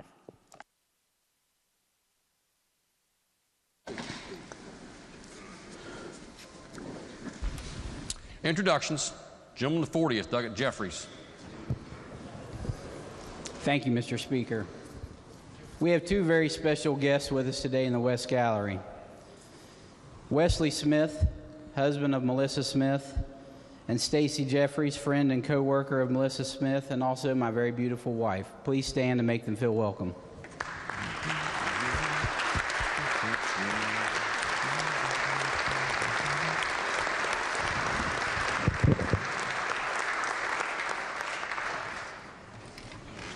Reports of standing committees. Your Committee on Judiciary has had under consideration House Bill 2694, create the Second Amendment Preservation Act. Reports back to committee substitute, therefore, with the recommendation that the committee substitute do pass. Report to be received. Your Committee on Health and Human Resources has had under consideration House Bill 2981, providing veterans with suicide prevention assistance. Reports back to committee substitute, therefore, with recommendation that the committee substitute do pass. Report to be received. Your Committee on Health and Human Resources has had under consideration committee substitute for Senate Bill 377 relating to extension for boil water advisories by water, utility, or public service district. Reports the same back with the recommendation that it do pass, that it be referred to the Committee on Judiciary. The report to be received and the bill will be referred to the Committee on Judiciary. Your Committee on Health and Human Resources has had under consideration House Bill 2831, Nursing Program Expansion Pilot Program. Reports the same back with amendment with the recommendation that it do pass as amended, that it be referred to the Committee on Finance. The report to be received and the bill will be referred to the Committee on Finance. Your Committee on Health and Human Resources has had under consideration Senate Bill 390, reorganizing healthcare authority under DHHR and clarifying responsibilities for all payer claims database. Reports the same back with the recommendation that it do pass. The report will be received. Originating in the Committee on Education is House Bill 3299, Mental Health Loan Repayment and Administrative Exemption. It's reported with recommendation that it do pass. The report will be received. Your Committee on Education has had under consideration House Bill 3285 to provide for the HSTA scholarships.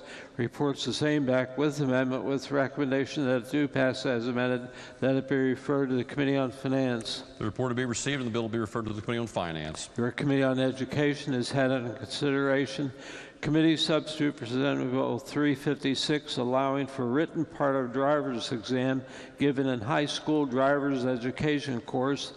Committee Substitute for Senate Bill 431, relating to school attendance notification requirements to DMV, and Committee Substitute for Senate Bill 435, requiring county superintendents to authorize certain school principals or administrators at non-public schools to issue work permits for enrolled students. Reports the same back with the recommendation that each do pass. The report will be received.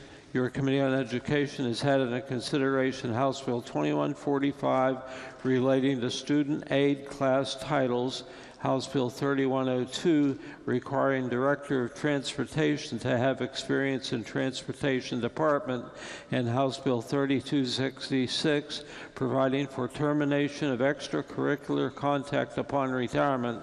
Reports back Committee Substitutes, therefore, with the recommendation that the Committee Substitutes each do pass. That report will be received. Your Committee on Health and Human Resources has had in consideration Senate Bill 67 relating to Authority of Emergency Medical Services Advisory Council. Reports the same back with recommendation that it do pass. That report will be received. Your Committee on Judiciary has had in consideration House Bill 2573 relating generally to the transparency and accountability of state grants to reduce waste, fraud, and abuse. Reports back to Committee Substitute, therefore, with the recommendation that the Committee Substitute do pass. The report will be received. Your Committee on Judiciary has had in consideration House Bill 2842, preventing cities from banning utility companies in city limits. Reports back Committee Substitute, therefore, with the recommendation that the Committee Substitute do pass. The report will be received. Your Committee on Judiciary has had in consideration House Bill 3254, authorizing members of development authorities to accept federally authorized reimbursement for services which the members rendered on a voluntary basis. Reports back to Committee Substitute, therefore, with the recommendation that the Committee Substitute do pass. Report will be received. Originating in the Committee on Finance is House Bill 3300, relating to reducing personal income tax rates generally. It's reported with the recommendation that it do pass. The report will be received. Originating in the Committee on Finance is House Bill 3301, relating generally to property tax increment financing districts.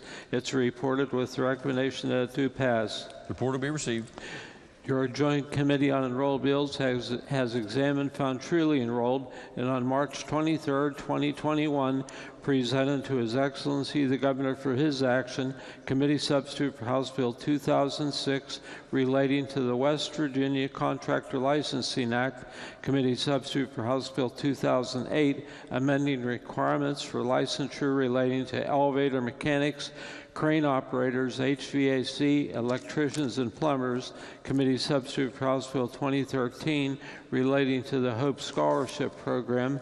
Committee Substitute for Senate Bill 295 relating generally to economic development loans and loan insurance issued by the state, and Senate Bill 404 modifying well work permits issued by DEP, Office of Oil and Gas. These were presented to the Governor on March 22, 2021. The report will be received. Are there further reports of standing committees? If not, reports of select committees. Messages from the Executive, messages from the Senate. The Senate has passed without amendment House Bill 2701 relating to authorizing the Division of Rehabilitation Services to approve acceptable training programs required for low vision individuals to obtain a Class G driver's license. Message to be received. The Senate has passed without amendment House Bill 2788 expiring funds to the unappropriated surplus balance from state excess lottery revenue fund. Message to be received. The Senate has passed without amendment. Committee substitute for House Bill 2789, supplementing and amending the appropriations to public defender services. The message be received. The Senate has passed without amendment. Committee substitute for House Bill 2802, supplementing and amending the appropriations of public monies out of the Treasury from the balance of monies remaining as an unappropriated surplus balance in a state fund, general revenue to the Department of Homeland Security, Division of Emergency Management. The message be received. The Senate has passed without amendment.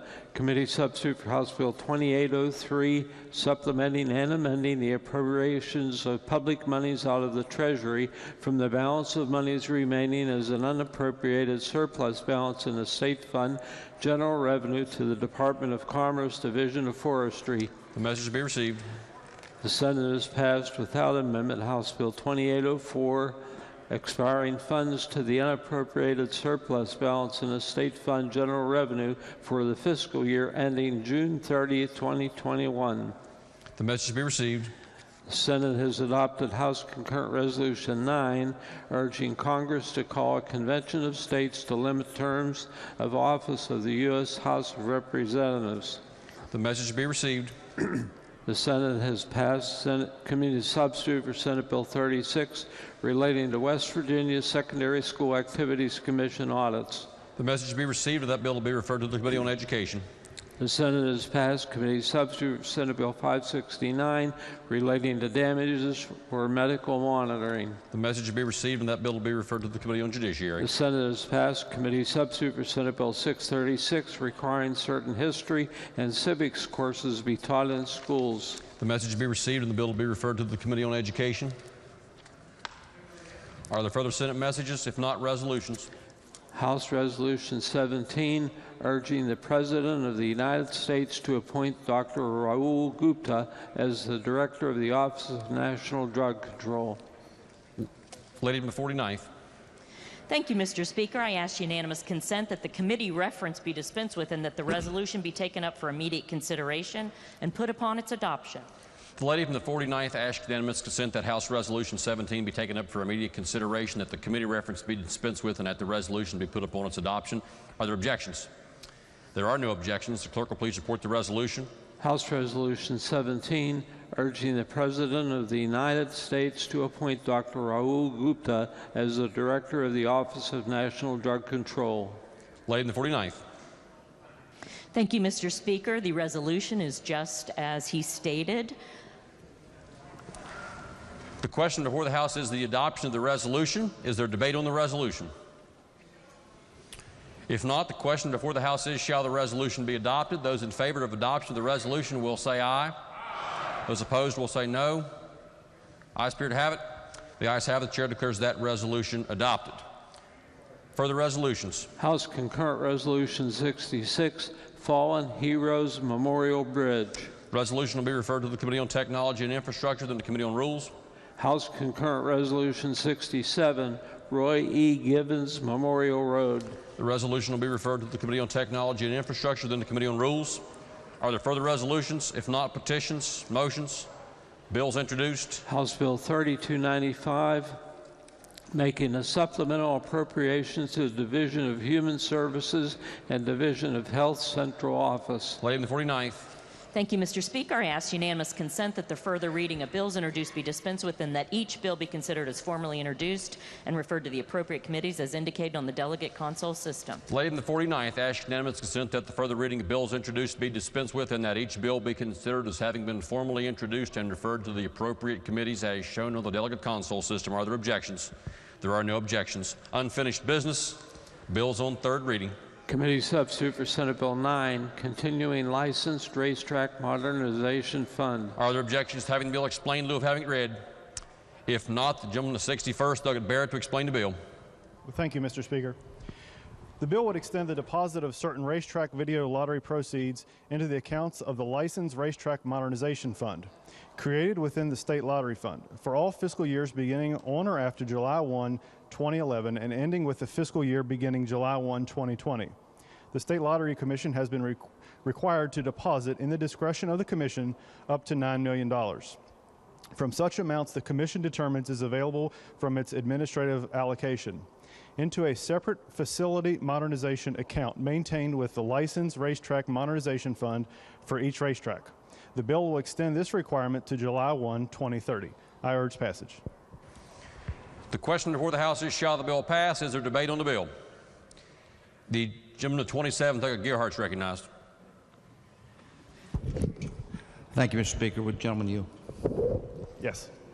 And I see you don't have the counsel with you. These first couple questions, I'm not sure I really know the answer to, just informational if you would. But okay.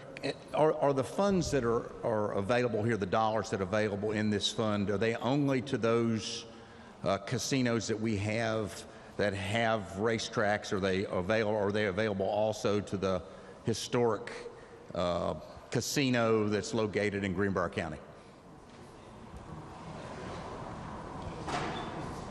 The bill before us today only has a fund for the 4 racetracks. Okay, so it is and I thought that was the way I read it, but I wasn't absolutely certain of that.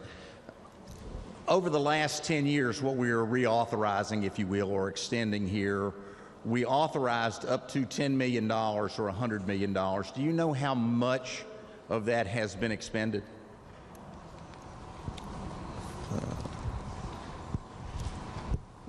Bear with me for 1 second.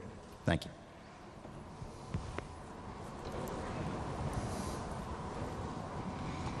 No, I don't.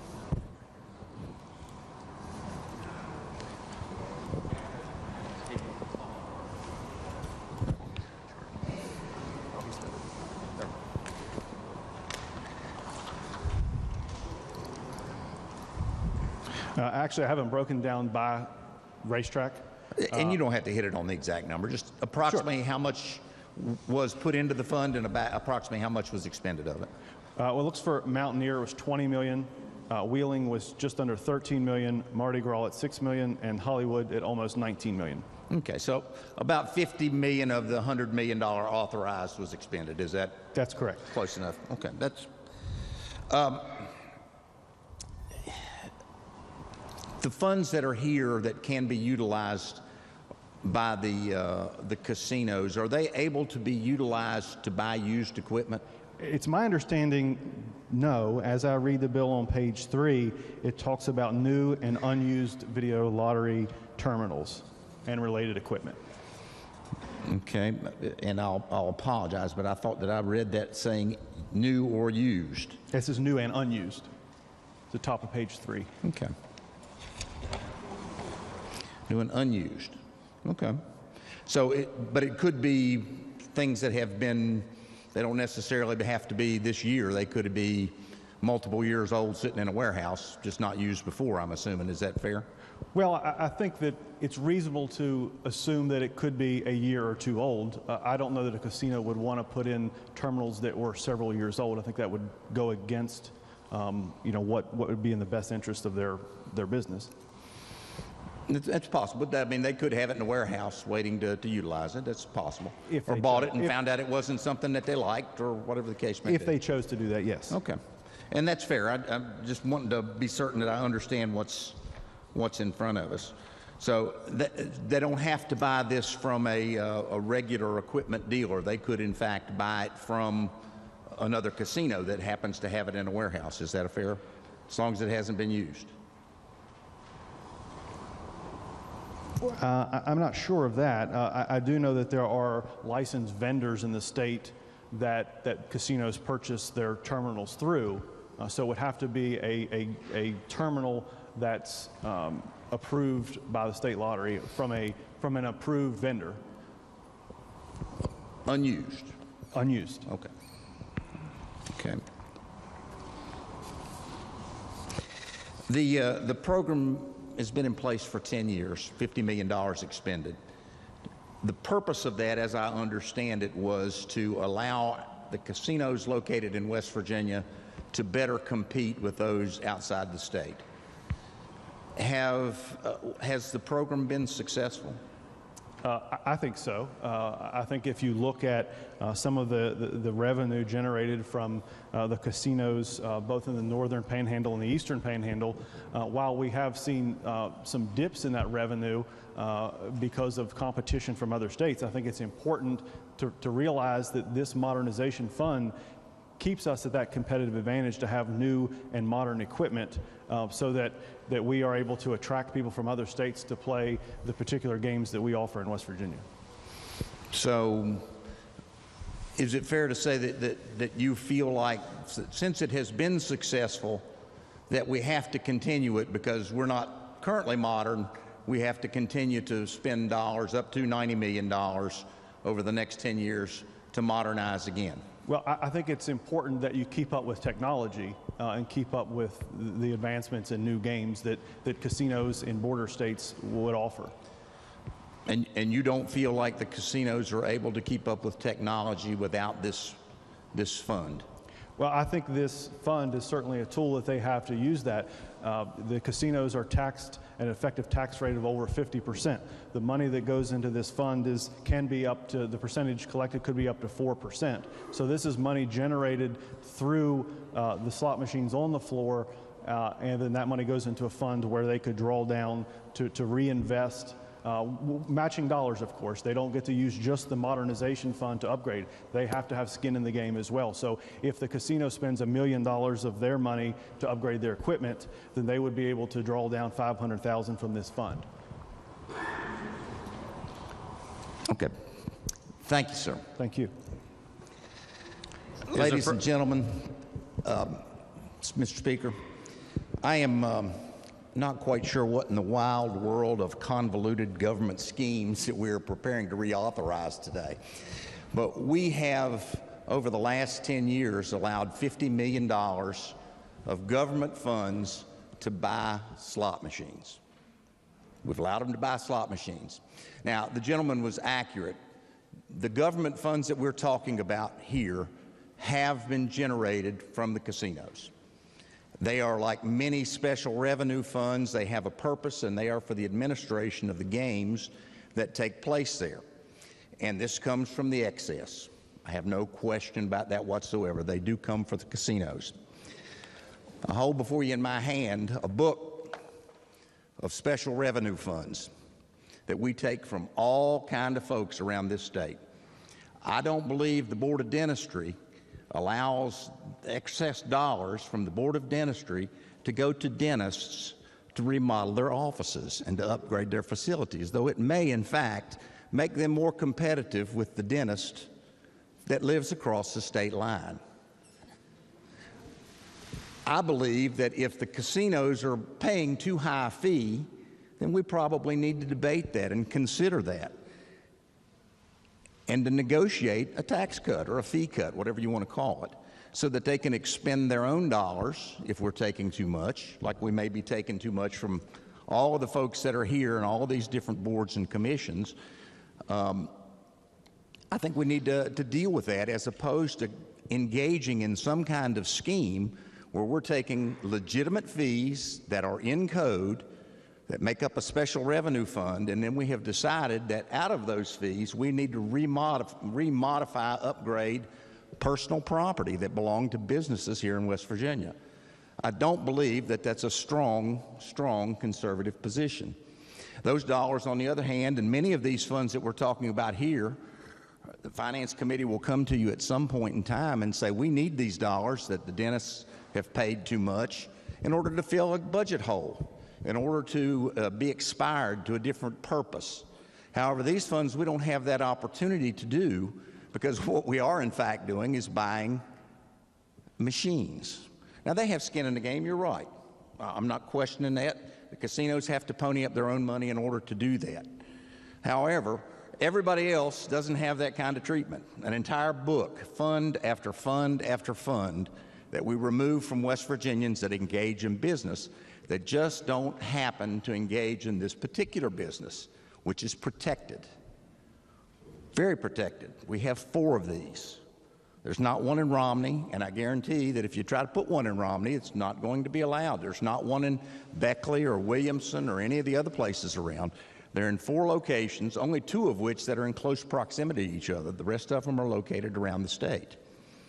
Now, for my friends on the Democrat side here, you may want to block this out just a little bit, because this was authorized in 2011 when the Democrats were in the vast majority in this legislature. Vast majority. And the Democrat Party as a group supported this fund. And the Republicans used some of the tactics now in place that we see today, because when this bill was passed on second reading, there were 9 amendments offered. 9 amendments, which usually means somebody didn't really like it and they wanted to find a way to either do away with it or modify it or make it more palatable. Those amendments were offered by a member of the Supreme Court, by a member of the governor's cabinet, and a current county commissioner as a member of this board. 30 members of the Republican caucus made up the dissenting vote. 6 of those members are here today. Only 1 member of the Republican caucus voted in favor of this bill. Only 1 that's still in this chamber voted in favor of this bill. In 2017, when the majorities had changed, the Republicans attempted to make another bite at the apple in this House. The vote was closer. It was 50 to 46, and this House passed out a bill to remove this fund, to eliminate it, to get rid of it, 50 to 46. 18 members of that group that voted in favor are, 18 members of this Republican caucus voted to eliminate this fund. And in fairness, there were 9 members of the Republican caucus that voted the other way. This has been a conservative position for a long time. The Republican caucus believes in lower taxes and lower fees and things that are in place that accomplish the role and the purpose of government. And we tend to oppose schemes that allow private business to utilize government money, as opposed to having a solid low tax rate where people can compete. I can't tell you how much that I have opposed this over time. It bothers me that our dollars, legitimately taken via fee from casinos, like many others are legitimately taken, you can argue too much or too not, are utilized to buy equipment at a private business.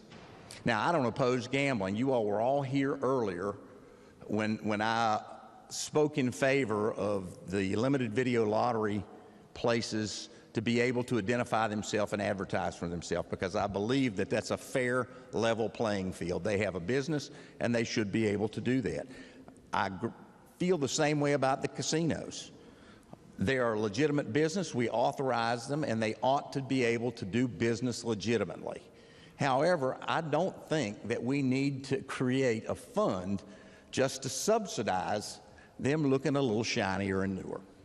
As mentioned, ladies and gentlemen, I'm certain you're very aware at this point, I would urge a no vote on this bill. Thank you. The lady in the third, Dr. Storch, is recognized. Thank you, Mr. Speaker. I appreciate my colleague and office mate's passion. However, I feel that I need to rise to set a couple things straight that he laid out in his argument to encourage a no vote. The first would be, if you are a dentist and you have a dentist's office in West Virginia and you pay an effective tax rate of 53.5%, there may be some money available to help you upgrade your dental equipment by the virtue of the fact that I don't know any dentist's office or any other businesses in the state that pay that level of tax. The second thing I'd like to point out is this is a discretionary fund that is administered by lottery, and they have the latitude to not award the modernization funds to a casino that may submit application.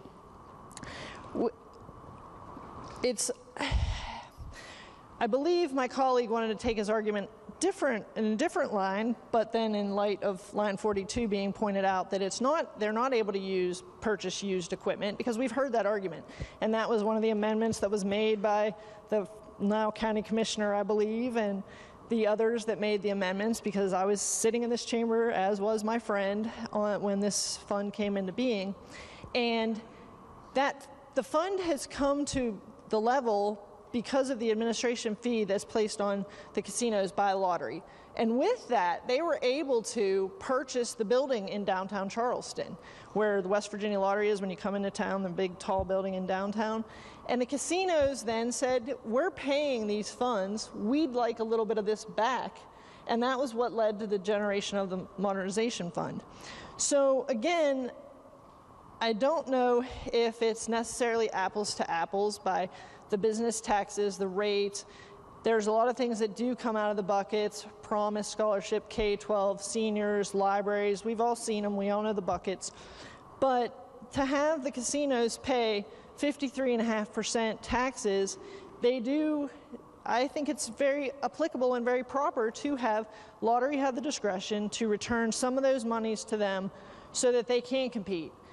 Meadowlands is 29 miles to the northeast of Wheeling Island, and I don't know what the state of Pennsylvania does to incentivize gambling, but I can assure you that there are several people that are currently, especially with I-70 under the level of construction it is right now, that are taking an honest look at their time and thinking, do I want to sit in traffic to get to Wheeling Island, or do I want to go to Meadowlands and gamble? So I just would encourage support of this. I know we're going to have those that don't, and that's fine, and I'm not going to hate you tomorrow or hate you in 10 minutes, but I would just like you to look at it through the actual eyes and not through the talking points and the sound bites that are going to be thrown. Thank you. Gentleman 45th, Douglas Martin's recognized. Thank you, Mr. Speaker. Will the gentleman from the 61st yield? Yes. Thank you. So I currently have video lottery machines in my business. So am I able to take advantage of this program? Under this current bill, you are not. Even though I pay the 50% sales tax or tax on those lottery machines. The administrative fee that you pay is 2%. The administrative fee that casinos pay is up to 4%. Thank you very much. You're welcome. The gentleman from the 66th, Douglas Espinosa. Thank you, Mr. Speaker. I join my colleague from the 3rd in supporting this legislation, and again wanted to reiterate a couple of points that actually my colleague from Mercer pointed out. That first and foremost, this is an industry-funded program. It's not as if we're taking money from some other area of government and assisting these casinos. These funds are generated by the casinos themselves. So it truly is an industry-funded program. I think it's also important to note that essentially, whether you like it or not, this is a public-private partnership that we are in with the casinos. We have heavily regulated these industries. As has been pointed out, we've taxed them at a considerable rate, in excess of 50%. And in order to ensure that our casino industry remains healthy and continues to benefit our state, we need to remain competitive with our surrounding states. Over in the Eastern Panhandle, where we're home to the Hollywood Casino, which does generate the lion's share of both lottery revenues and excess lottery revenues, we've had a number of brand new casinos open up just over our borders. And in order to remain competitive, this program will allow our casinos to utilize a portion of the funds that they generate at their casinos to make sure that they offer the most modern machines for their customers. Now, certainly recognize that unless you have a casino in your area, this might not seem like really a big deal to you in your particular district. But I would point out that just last year, the casinos generated a total of $160 million for both the lottery fund and the excess lottery fund. And I'll remind you of where those dollars go. Just earlier this session, we received a report from the West Virginia Lottery Commission, and these are some of the programs that are funded through these revenues that are generated as a result of our casinos remaining competitive, having customers come here to West Virginia as opposed to frequenting the casinos just over our borders. Bureau of Senior Services, community and technical colleges, the School Building Authority bond, the Economic Development Authority bonds, Division of Culture and History, the Department of Education, the Library Commission, Higher Education, and the Division of Tourism. So those are the types of programs that are direct beneficiaries of the activities at our casinos. And again, this program simply incents our casino operators to use a portion of the funds that they're generating to make sure that they're remaining modern, remaining competitive with our surrounding states. Mr. Speaker, I'd urge passage of the bill. The gentleman to 56, Douglas Howell, is recognized. Thank you, Mr. Speaker. Will the gentleman from the 61st yield? Yes. Thank you. Following up from our colleague from Upshur County, he indicated that the video lottery machines and the small businesses in the state are paying this fee as well, but you say it's 2% versus 4%. Correct. That 2% fee, does it go to this modernization fund? It does not. It does not? No. But they do not have the equivalent? That's correct. They do not have a fund in which they pay money into that they can draw down on, nor does their money go into this fund for casinos to draw down on LVL operators. Thank you, sir. Yes. The gentleman to 67, Doug Doyle, is recognized. Thank you, Mr. Speaker. I'd like to piggyback on some of the remarks of my colleague from the 3rd. The whole history of racing, even going back to England, where racing in this country really has its roots, is it's a joint effort between whoever owns the venue and whoever owns the product, the horses or the dogs. So we could, if we wanted, when we passed this bill a number of years ago that created this fund, have simply said, just like any other business, racetrack, you're on your own. But because we wanted to make sure that the half that provides the product, the owners of the horses or the dogs, get a fair shake in this. This is one of the many provisions that we put in both the video lottery bill and later the table games bill to guarantee fair treatment of the horsemen and the owners of the dogs. If we didn't have a provision by which the State Racing Commission could look at the proposals for improvements and say, no, wait a minute, you, racetrack, you can't just do everything you want to do for yourself.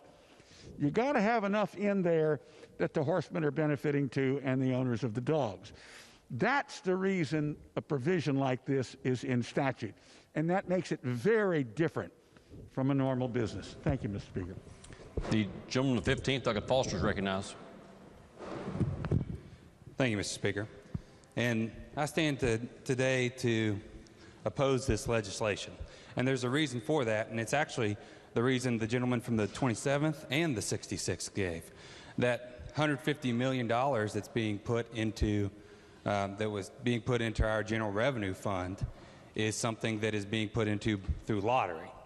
But also, the gentleman from the 27th mentioned your Chapter 30 boards, your dentistry. I mean, they don't get to respend this on dentistry tools, but all your Chapter 30 boards have an overture of fees. Well, what's done with those in Article 1 of Chapter 30 is those are then directed to general revenue once they get above a certain amount. And what I'm saying is if we eliminate this fund here, then that same avenue will happen. That $150 million that was being spent will actually, instead of going into a special revenue fund and sitting there, will be spent on the services the gentleman from the 66th mentioned. So I would urge rejection of this bill. The gentleman to 3rd, Douglas Fluharty, is recognized. Thank you, Mr. Speaker. Very briefly, speak to the bill. Now, it's been stated here that this helps our casinos compete with our neighbors, especially up in the northern panhandle when we're competing with Ohio and Pennsylvania, which is absolutely true. But it also helps your district compete because you receive money that gets generated in the pot from the lottery, and it comes back to your areas. So it's not just like you're voting for the northern panhandle or eastern panhandle or Charleston with this fund. You're voting for your own district. When that high school student walks across stage and receives a promised scholarship and goes on to do great things for the state of West Virginia, you can thank the casinos for helping raise money to do that. Money flows back to all 55 counties. It does not simply flow back to the northern panhandle or areas with casinos. And I think we've learned that through the years. And I'd like to thank the gentleman from the 27th for pointing out the bipartisanship we actually have on this issue. Democrats started it, Republicans realized it was a good idea, kept it moving forward, and we passed it unanimously in most years to his objections in a bipartisan manner. And that's a great thing. And while we're creating funds, maybe we can get a fund for him, for a mask. Thank you, Mr. Speaker. Are there other members who wish to speak to this bill? If not, the chair recognizes the gentleman to the 61st, Doug Barrett, to close debate on the bill. Thank you, Mr. Speaker. One thing that I want to clear up is that the state of West Virginia is not in the dentistry business. However, like it or not, the state of West Virginia is in the gaming business. Per the Constitution, all legal gambling in the state of West Virginia is owned by the state of West Virginia. So what the state has done is partnered with operators, four casino operators, four racetrack casino operators across the state to manage our product that is owned by the state of West Virginia. It is important that each of these operators have every competitive advantage they can have to compete with casinos in border states. If, as the gentleman from the 3rd said, if you want to continue to fund seniors, education, the Promised Scholarship, Park Service, and veterans in your district, it's important that we pass this bill. Mr. Speaker, I urge passage. The question before the House is, shall the bill pass? Those in favor of passage of the bill will vote aye. Those opposed will vote no. The clerk will prepare the machine.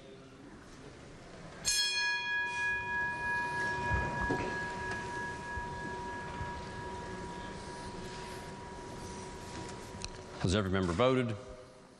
If so, the clerk will close the machine and ascertain the result. On that question, there were 63 ayes, 34 nays, 3 members absent or not voting. Majority of members having voted in the affirmative, the chair declares that bill passed. The clerk will please report the title. Committee Substitute Senate Bill 9, Continuing Licensed Racetrack Modernization Fund. Are there amendments to the title? If not, the title as read by the clerk will be and remain the title of the bill. The clerk will please communicate the action of the House to the Senate. Next bill on 3rd reading. Senate Bill 10, Modifying Racetrack Licensing Due Date. Are there objections to having this bill explained in lieu of having read? If not, the gentleman of the 61st to explain the bill. Thank you, Mr. Speaker. This bill would modify several deadlines related to a racetrack's annual renewal of its license to conduct table games. Currently, these licenses expire June 30th of each year. The bill would change the date to September 30th of each year. Currently, the State Lottery Commission must renew these licenses each year as of July 1 if certain conditions are met. The bill would change that date to October 1. One of the conditions for the renewal is that the racetrack must have successfully renewed its annual video lottery license before July 1st of the year it seeks to renew its table games license. The bill would require that the racetrack's video lottery license be renewed before October 1st as a condition to obtaining its table game license. I urge passage. The question before the House is, shall the bill pass? Is there debate on the bill? If not, those in favor of passage of the bill will vote aye. Those opposed will vote no. The clerk will prepare the machine.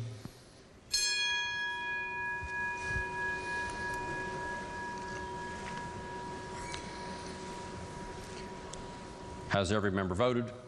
If so, the clerk will close the machine and ascertain the result. On that question, there were 80 ayes, 17 nays, and 3 members absent or not voting. A majority of members having voted in the affirmative, the chair declares the bill passed. The clerk will please report the title. Senate Bill 10, Modifying Racetrack Licensing Due Date. Are there amendments to the title?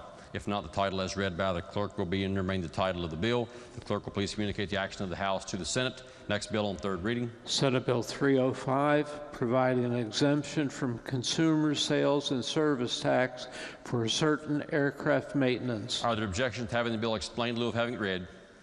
If not, the lady from the 38th, Delegate Graves, to explain the bill. Thank you, Mr. Speaker.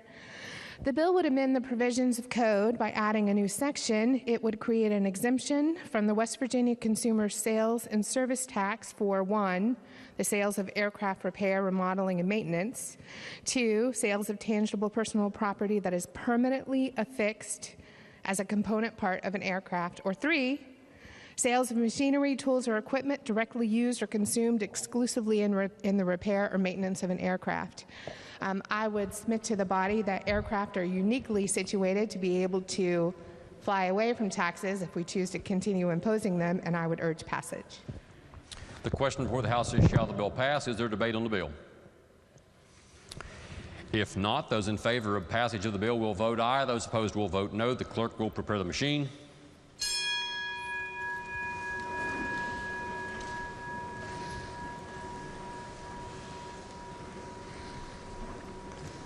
Has every member voted?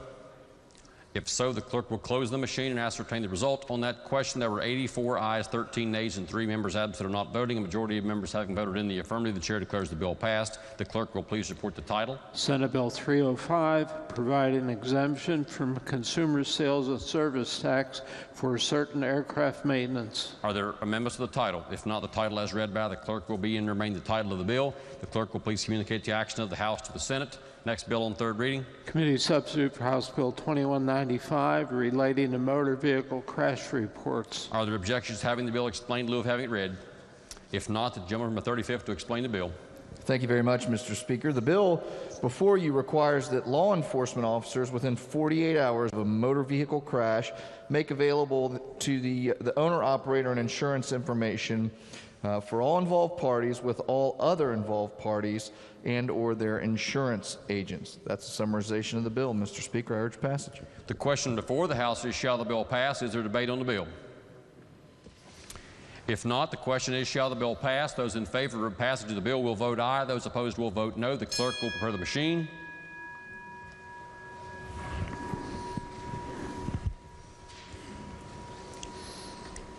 Has every member voted? If so, the clerk will close the machine and ascertain the result. On that question, there were 96 ayes, 1 nay, and 3 members absent or not voting. A majority of members having voted in the affirmative, the chair declares that bill passed. The clerk will please report the title.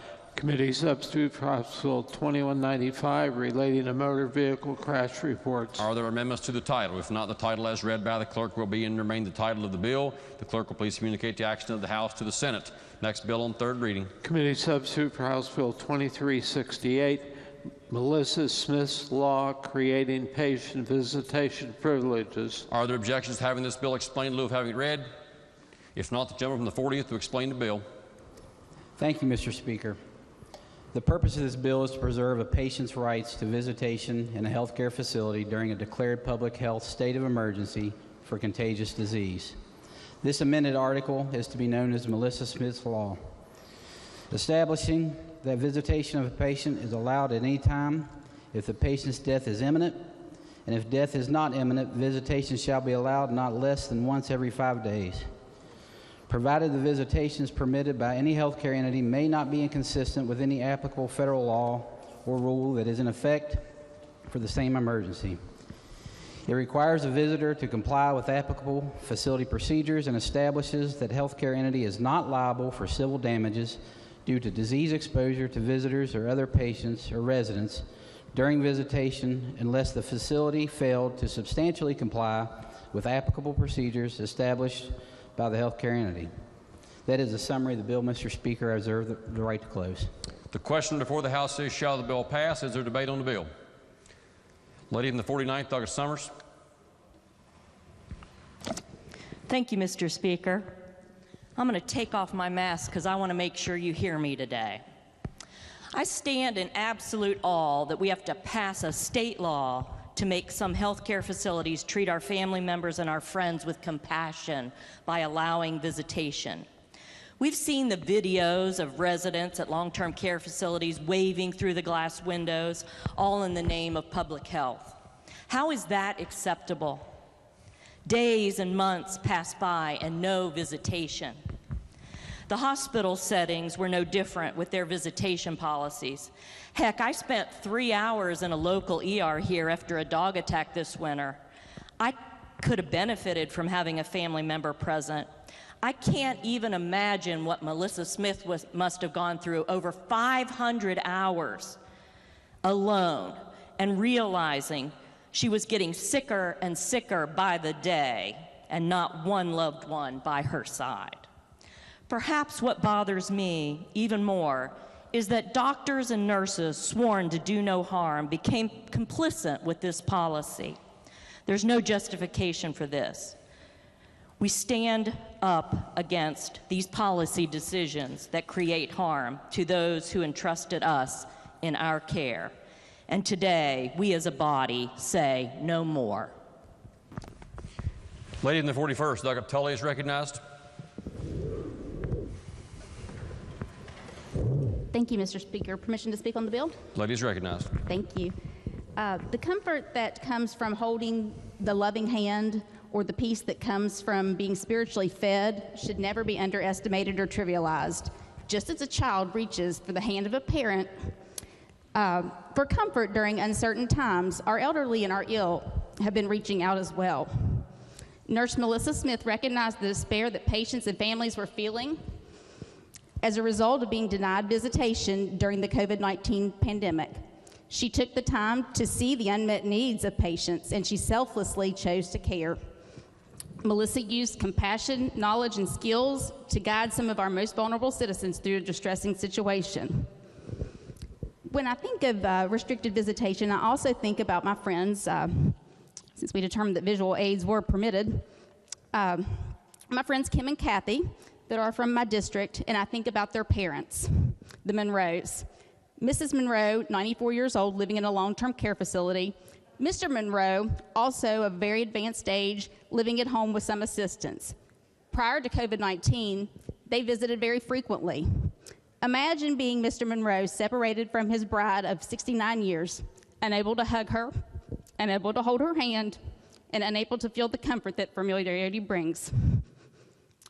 As a result of the visitation restrictions imposed by the facility, they were not able to enjoy as much time as they should have together.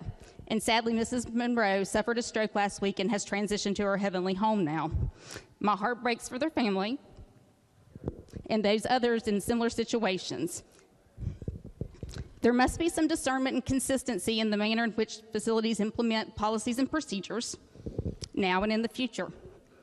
Patients and their families deserve to have their unique circumstances considered. They deserve to have creative solutions to help them feel some level of connection.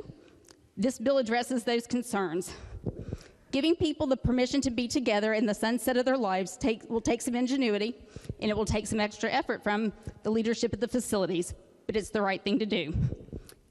When you vote on this bill today, please remember citizens like Melissa Smith and Mrs. Monroe.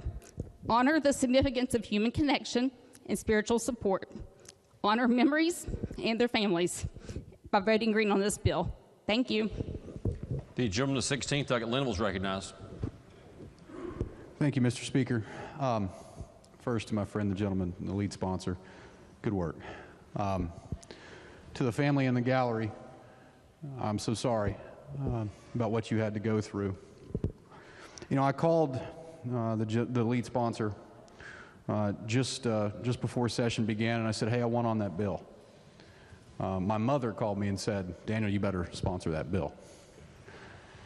And little did I know that 3 days into legislative session, that my father would find himself in a position wherein he was fighting for his life.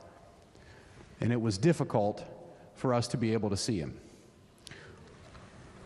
This weekend, my father's in Columbus at Ohio State University. And at 7 p.m., my dad didn't want to let go of my hand as I had to drive back here. Now, why did I have to leave at 7? It wasn't because I wasn't willing to drive through the night to come back here and come back to work for the people of West Virginia.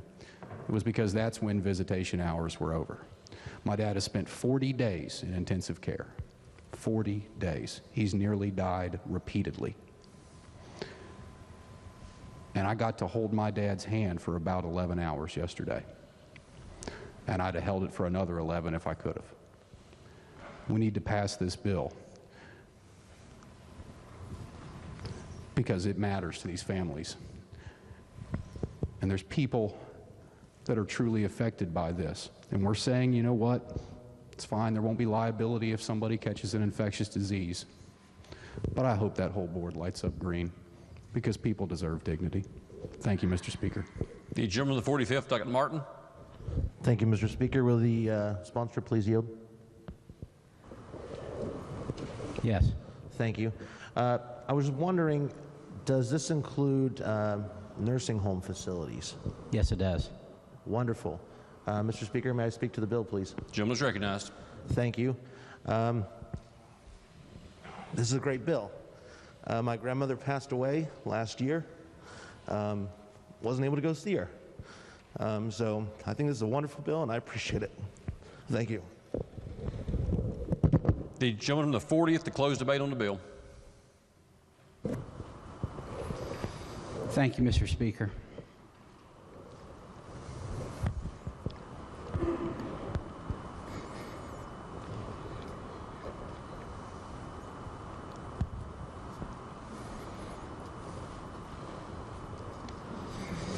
Many of you watched the video that I've shared with you about Melissa Smith's story.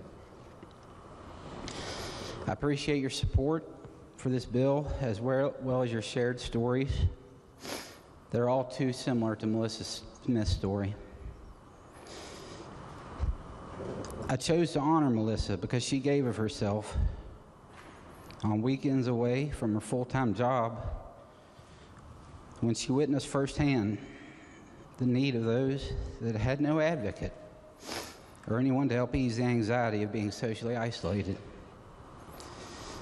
Tragically, Melissa became the one in need. She contracted COVID and spent the final 4 weeks of her life isolated in a hospital. This bill is not just for Melissa, not just for her husband Wesley or her family. It's for everyone that has a story just like Melissa. It's for the frontline workers that have shared the grief and carry the burden of those that they watch suffer day after day through this pandemic. This bill will never wipe clean the windows and the lipstick stains and the tears. It will never return the lost days that should have been spent comforting loved ones. We can only pray that going forward, we have done all we can to ensure humanity is preserved for those in need in such times as these. Thank you, Mr. Speaker. I urge passage of the bill. The question before the House is, shall the bill pass? Those in favor of passage of the bill will vote aye. Those opposed will vote no. The clerk will prepare the machine.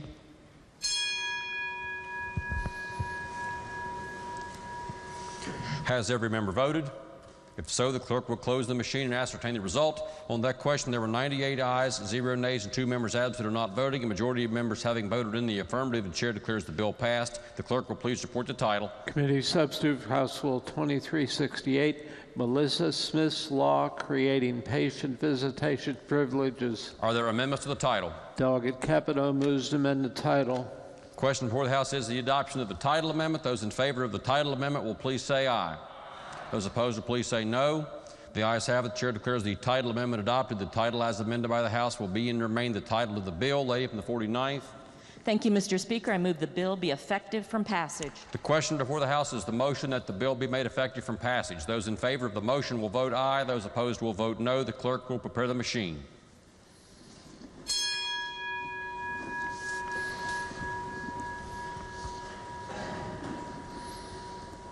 Has every member voted? If so, the clerk will close the machine and ascertain the result. On that question, there were 98 ayes, 0 nays, and 2 members absent or not voting. 2/3 of members having voted in the affirmative, the chair declares the bill effective from passage. The clerk will please communicate the action of the House to the Senate. Next bill on third reading. Committee substitute for House Bill 2630, requiring DEP to reimburse fines paid by towns, villages, and communities in certain instances. For what purpose does Lady from the 52nd seek recognition? Dr. Saipo.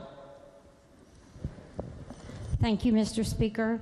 I'd like to ask unanimous consent that the closing remarks from the delegate from the 40th be added to the appendix of the journal. Are there objections to that request? There are no objections, so ordered. Gentleman from the 48th, for what purpose does Delegate Riley seek recognition? It's to seek unanimous consent to explain the bill. 2630. 2630. Are there objections to having the bill explained in lieu of having it read? If not, proceed. Thank you, Mr. Speaker. I appreciate it. This 2630, this bill will amend the provisions of the West Virginia Code relating proceedings for the enforcement of environmental laws in the state. The bill would require DEP to hold any fine awarded against a town or community and to pay back that money to the community or town after the community or town makes the necessary corrections to resolve the issue. I urge passage. The question before the House is, shall the bill pass? Is there debate on the bill?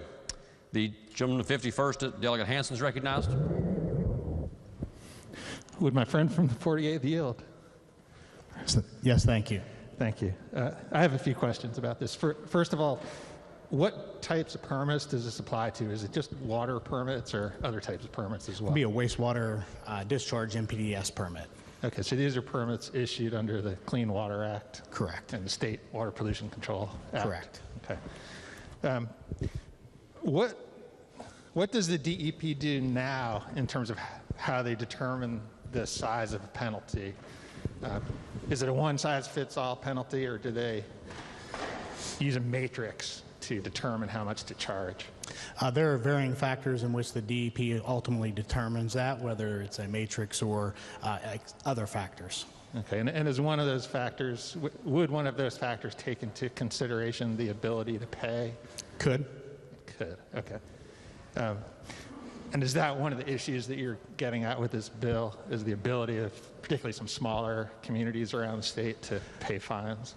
Thank you. I'm not the lead sponsor in this, but I have discussed it with him. And one of the main issues and the concern is that small towns have these issues and ultimately receive a fine, and they still have to correct that fine. And so what this bill does is first-time issues, it allows them to hold 90% of that in abeyance, so that if they make that correction, they can have those funds returned to them. It's held in abeyance. The idea behind it was that essentially if you're going to pay the penalty, you're still going to pay to correct it, that the funds would ultimately yield future maintenance to be deferred. And so the idea is encourage environmental compliance to be able to use funds to correct it rather than just to put it in government coffers. Gotcha. Thank you. Mr. Speaker, I'd like to address the bill. Gentleman is recognized. I think we probably all agree that we don't want communities to simply pay fines for the sake of paying fines, that there's better uses of that money, which is what this bill intends to do. But I do have some concerns about this bill. And one of those concerns has to do with primacy from the federal EPA over our state water program. The issue being that under the Clean Water Act and under our Water Pollution Control Act in West Virginia, there are certain minimum standards that we need to meet. And if our state does not meet those minimum standards, the feds come in and take over the program. And my understanding from the testimony that was provided in committee, but also that was reaffirmed to me in discussions with the state DEP, is that this bill puts us in jeopardy of losing primacy. And that would have a couple of impacts on the state of West Virginia. First of all, we could lose $3 to $6 million in federal grants. But also, you may love the DEP, you may hate the DEP. We have a variety of viewpoints on that in this chamber. But I think that one thing we would probably all agree on is that we would like our state DEP to enforce our environmental laws and not the federal EPA. So my concern with this bill is that a vote in support of this bill is an invitation for lawsuits, and it's an invitation for the Biden EPA to come to West Virginia to enforce our water laws. So I would urge a no vote on this bill. The gentleman from the 4th, Delegate Reynolds, is recognized. This bill is my bill. I got a little town back home. They get a $100,000 fine. They go argue it down to $30,000. And then this bill would, they'd only have to pay 10% of that fine. I think we should try to get these small towns, it's pretty much in negative now, a little money to where they can fix these problems. I'm not, the DEP they helped us with this bill. They put an amendment in it just so the EPA would stay out of it. So I urge passage of this bill. This gives us some money back home to help our towns. DEP don't need all this money. It ain't gonna hurt them. It hurts our towns.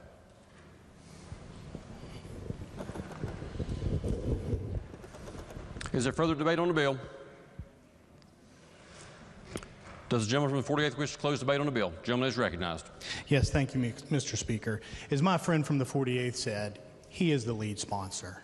I'm a sponsor as well, and I'd like to compliment him. As he just said on his remarks, I've heard him say a dozen times with true heartfelt belief, this will help the people in his district, and he's right. You know, this bill was developed with input from DEP. Matter of fact, we reached out to DEP. He asked me to reach out to DEP prior to this coming into finance so that he'd have the ability to have their input, because we talked about the primacy issue. We talked about the concern. And what's not said is that this 10% penalty and 90% abeyance is regularly issued across the state. The difference is that you have to hire an engineer most of the time or an attorney most of the time in order to get this 10%. Now, in my day job, you know, I love the work, it's great, but it does not help the people who we represent. This bill provides accountability and predictability. This bill allows the money to go to correcting issue, not just into a government account. You know, we talked about the DEP's testimony, and one of the things you heard in DEP's testimony is when this works, it's a great solution. That was their testimony in finance. Their other part of that testimony is there are counties, there are towns, there are cities that have a problem, but just don't have the money to fix it. So what's the current solution? Let's find them, let's make them correct the issues, let's defer it. This isn't about necessarily taking money away from DEP. It's about putting the money of the ratepayers who are on these systems, who are everyone that voted for us, so that we can fix a problem and encourage environmental solution. You know, this bill is simple. It makes government more efficient and less bureaucratic. I believe it encourages environmental compliance, and I think this money it'll keep money in the pockets of West Virginians. For those reasons, I'd encourage you to vote green. Good government, environmental compliance, and the people of West Virginia. Thank you. The question before the House is, shall the bill pass? Those in favor of passage of the bill will vote aye. Those opposed will vote no. The clerk will prepare the machine.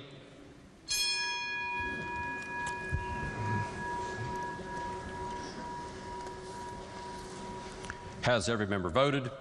If so, the clerk will close the machine and ascertain the result. On that question, there were 89 ayes, 9 nays, and 2 members absent or not voting. A majority of members having voted in the affirmative, the chair declares the bill passed. The clerk will please report the title. Committee Substitute House Bill 2630, requiring DEP to reimburse fines paid by towns, villages, and communities in certain instances. Are there amendments to the title? If not, the title as read by the clerk will be and remain the title of the bill. The clerk will please communicate the action of the House to the Senate. Next bill on third reading. Committee Substitute House Bill 2760, relating to economic development incentive tax credits. Are there objections to having the bill explained in lieu of having it read? If not, the gentleman from the 48th will explain the bill. Thank you, Mr. Speaker. This bill would amend the provisions of the West Virginia Code relating to economic opportunity tax credit. The current law provides a separate credit for small businesses in which allows a business of an annual gross receipt of no more than $7 million to only create 10 jobs to qualify for the credit. Businesses with more than $7 million in annual gross receipts must create at least 20 jobs for the credit. This credit will allow small businesses currently up to 10% of the qualified investment to which a new job is attributable to be taken over 10 years. The bill would also make it available regardless of the annual gross receipt for the 10% credit and the creation of 10 jobs. This bill also expands the type of business that qualifies as high technology manufacturing business to include those businesses manufacturing drones, autonomous vehicles, robots, artificial intelligence machines, biotechnology products, and medical devices. High technology manufacturing businesses that create at least 20 new jobs within 12 months of making its qualified investment are authorized a tax credit equal to 100% of the tax attributable to the qualified investment to be taken over 20 years. The bill also specifies that a tax credit under the Economic Opportunity Tax Credit may not also qualify for another tax credit against the authorized West Virginia Code for the same qualified investment. I urge passage. The question before the House is, shall the bill pass? Is there debate on the bill? The gentleman of 66, Douglas Espinosa. Will the gentleman yield? Yes, thank you. As I was reviewing this legislation, I noted the special consideration for those high-tech manufacturing type positions. I saw that. I saw there was a provision in there that benefits, I think, those companies with, I think it was gross sales under $7 million. Is that, am I recalling correctly? The previous bill had a limit of $7 million for small businesses, correct. Okay, and this bill does what then? This bill also it makes it available regardless of the income of the qualified investment. So even if it's above 7 million or below 7 million, you have the opportunity to take it at the same levels. So not limited to 7 million. A company that had gross sales of $50 million would still be able to qualify under this? Correct. Okay, thank you very much. Mr. Speaker, with that understanding, I would ask for a ruling on Rule 49. I do work for a company that is a manufacturing business. I don't know whether they would qualify for this or not, but out of an abundance of caution would ask to be excused from voting. Under that set of facts, it would be the ruling of the chair that the gentleman would belong to a class of 5 or greater individuals and would be directed to vote on the bill. Thank you, Mr. Speaker.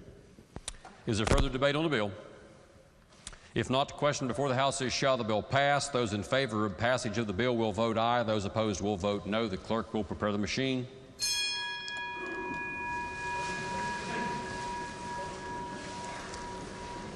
Has every member voted? If so, the clerk will close the machine and ascertain the result. On that question, there were 98 ayes, 0 nays, and 2 members absent or not voting. Majority of members having voted in the affirmative, the chair declares the bill passed. The clerk will please report the title. Committee substitute for House Bill 2760, relating to economic development incentive tax credits. Are there amendments to the title? Committee on Finance moves to amend the title. The question before the House is the title amendment. Those in favor of adoption of the title amendment will please say aye. Those opposed will please say no. The ayes have it. The chair declares the title amendment adopted. The title as amended by the House will be and remain the title of the bill. The clerk will please communicate the action of the House to the Senate. Next bill on third reading. Committee substitute for House Bill 2785, relating to public school enrollment for students from out of state. Gentleman 27, Douglas Ellington. Thank you, Mr. Speaker. I would ask unanimous consent to amend on third reading. The gentleman of the 27th asks unanimous consent to offer an amendment to the bill on third reading. Are there objections? There are no objections. Thank you, Mr. Speaker. The amendment that is on the system just clears up a code conflict with House Bill 2013 that was passed earlier this month. Mr. Speaker, I just urge adoption. The question before the House now is the amendment by the gentleman from the 27th, Delegate Ellington. Is there discussion or debate on the amendment? If not, the question is, shall the amendment be adopted? Those in favor of adoption will say aye. Those opposed will say no. The ayes have it. The chair declares that amendment adopted. Clerk will now read the bill a third time as amended. Committee substitute for House Bill 2785, relating to public school enrollment for students from out of state. Are there objections to having that bill explained in lieu of having it read? If not, the gentleman of the 27th will explain the bill. Thank you, Mr. Speaker. This bill makes 3 changes with respect to enrollment in the public schools. First, it puts the parent in charge of the decision to remove their child from kindergarten when it is determined that further attendance is not in the best interests of the child. Next, it prohibits further placement testing for enrollment in the first grade when a child has successfully completed a publicly or privately supported state-approved kindergarten program, Montessori kindergarten program, or homeschool program. Finally, it requires that students transferring from another state or program to be enrolled in the same grade level as they were in the state or program from which they transferred.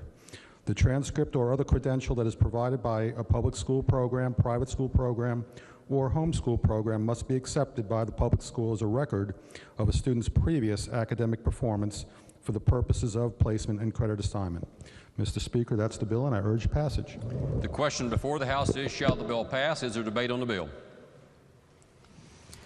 If not, those in favor of passage of the bill will vote aye. Those opposed will vote no. The clerk will prepare the machine.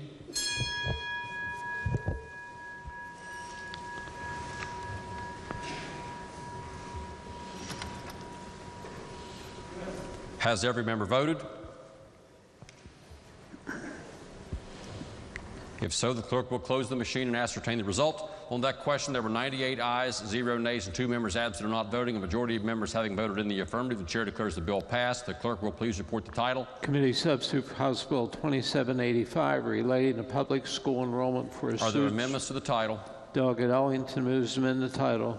The question before the House is the title amendment. Those in favor of adoption of the title amendment will please say aye. Aye. Those opposed, please say no. The ayes have it. The chair declares the title amendment adopted. The title as amended by the House will be and remain the title of the bill. The clerk will please communicate the action of the House to the Senate. Next bill on third reading. House Bill 2874. Lady in the 49th. Thank you, Mr. Speaker. I ask unanimous consent to postpone action 1 day. Are there objections? There are no objections. Consideration of House Bill 2874 will be postponed by 1 day. Next bill on third reading. House Bill 3010 to extend the special valuation method for cellular towers to towers owned by persons not subject to regulation by the Board of Public Works. Are there objections to having this bill explained in lieu of having it read? If not, the gentleman from the 63rd, Delegate Hardy, to explain the bill. Thank you, Mr. Speaker. The purpose of the bill would amend the provisions of the West Virginia Code relating to the procedures and assessment of wireless technology property. The bill provides that if the wireless technology property is not owned by the public service business and assessed according to the provisions of subsection 11-6-1 of the code, then the valuation and assessment of the tower is to be conducted in the manner provided for the assessment generally in subsection 11-3-1 of the code. Current law allows certain towers to be assessed at salvage value, which is defined at 5% of original cost. The term tower is defined as a structure which hosts an antenna or other equipment used for purposes of transmitting cellular or wireless signals or communication purposes, including technology or computing purposes, including any antenna and all associated equipment in which is constructed or erected. July 1, 2019. I urge passage. The question before the House is, shall the bill pass? Is there debate on the bill? If not, those in favor of passage of the bill will vote aye. Those opposed will vote no. The clerk will prepare the machine.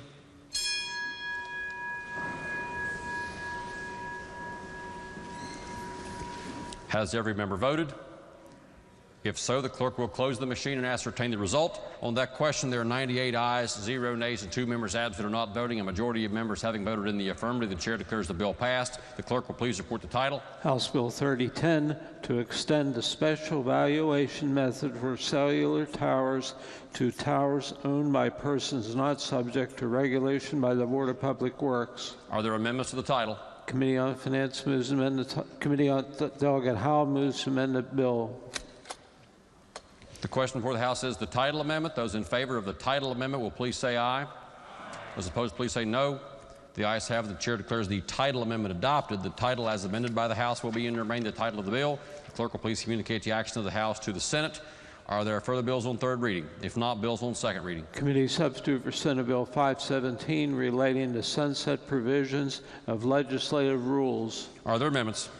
Delegate Foster moves to amend the Committee on Government Organization moves to amend the bill.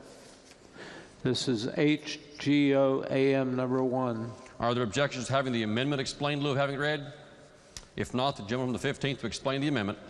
Thank you, Mr. Speaker. All the amendment does is change the date from which the rule would sunset from July 1st to August 1st. And the reason for this is just to avoid having conflicts with the fiscal end of year. The question before the House is the amendment just explained by the gentleman from the 15th. Is there a debate on the amendment? If not, those in favor of adoption of the amendment will please say aye. Those opposed will please say no. Ayes appear to have it. The ayes have it. Chair declares that amendment adopted. Are there further amendments? If not, the bill will be advanced to third reading. Next bill on second reading. House Bill 2028, exempting veterinarians from the requirements of controlled substance monitoring. Are there amendments? If not, the bill will be advanced. House Bill 2029, relating to teacher preparation clinical experience programs. Are there amendments? If not, the bill will be advanced. Committee substitute for House Bill 2427, authorizing the Department of Health and Human Resources to promulgate legislative rules. Are there amendments? If not, the bill will be advanced. Committee substitute for House Bill 2982, relating to the Second Chances at Life Act of 2021. Are there amendments? Delegate Fleischauer moves to amend the bill. This is HFA Fleischauer 3-23. Does the lady from the 51st wish to explain the amendment in lieu of having read? I do, Mr. Speaker. Are there objections? There are no objections. The lady is recognized. Thank you. This amendment is derived from two documents. The main one is a letter that was received by the committee from the West Virginia section of the American College of Obstetricians and Gynecologists. And secondly, I'm going to be talking a little bit about a study that was published in 2019 by the American College of Obstetrics and Gynecologists. That the lead author was Dr. Mitchell Kreinen. I originally thought this bill was kind of innocent, and let me explain. There are two kinds of abortions. One is a surgical and the other one is a medication abortion. And the idea of this bill is that maybe you could change your mind after you took the first pill of a 2-pill procedure. And that didn't sound like such a terrible thing. So this bill has a script that the doctor is supposed to tell the patient that you don't have to take the second pill. Well, the problem with that is that the script does not warn patients about the medical risks associated with not taking the second pill. And my amendment is derived from the language of our West Virginia chapter, and it tells about potential side effects and warns about the lack of scientific evidence behind the legislation. So let me read the letter that we received. This is from the West Virginia section of the American College of Obstetricians and Gynecologists. Abortion reversal claims are not based on science and do not meet clinical standards. The hypothesis that the effects of mifepristone can be counteracted or reversed has not been rigorously tested and does not meet ACOG standards for evaluating the validity of scientific evidence. The claim is based on limited studies that are scientifically weak and rely on an ethically compromised methodology. Now, there has been one study trying to test, at least one, there have been some studies, one study trying to test whether this process works and whether it's safe. There's another process where you take the first pill and then you try to reverse it with progesterone, and that's the actual reversal. Our bill recommends just not taking the second pill. So here's what this study found. A trial to test whether a medical abortion might be halted, allowing a pregnancy to continue after the patient takes the first drug, mifepristone, of a 2-drug regimen. Before taking the second drug, misoprostol, was ended early for safety concerns. 1/4 of the patients experienced severe hemorrhage. And this is a little more detail about that. This was going to be a longer-term study. 12 patients had enrolled between February and July 2019 before the researchers halted the study after 3 patients required ambulance transport to the hospital for severe hemorrhage. One of these patients was in the progesterone group, and 2 were in the placebo group. The latter both required suction aspiration and one required a transfusion. 2 of the 12 patients left the study as a result of nausea, vomiting, and bleeding. Of those who remained, 4 of the 5 women in the progesterone group and 2 of the women in the placebo group had confirmed fetal cardiac activity 2 weeks after taking mifepristone. So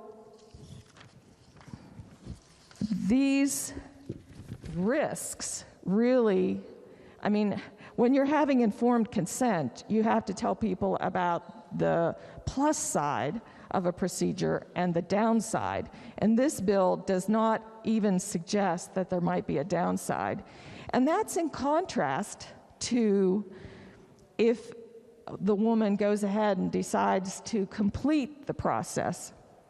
The medication abortion is based on 20 years of studied, properly overseen research about the combination of the 2 drugs. Complications occur in a fraction of 1% of patients.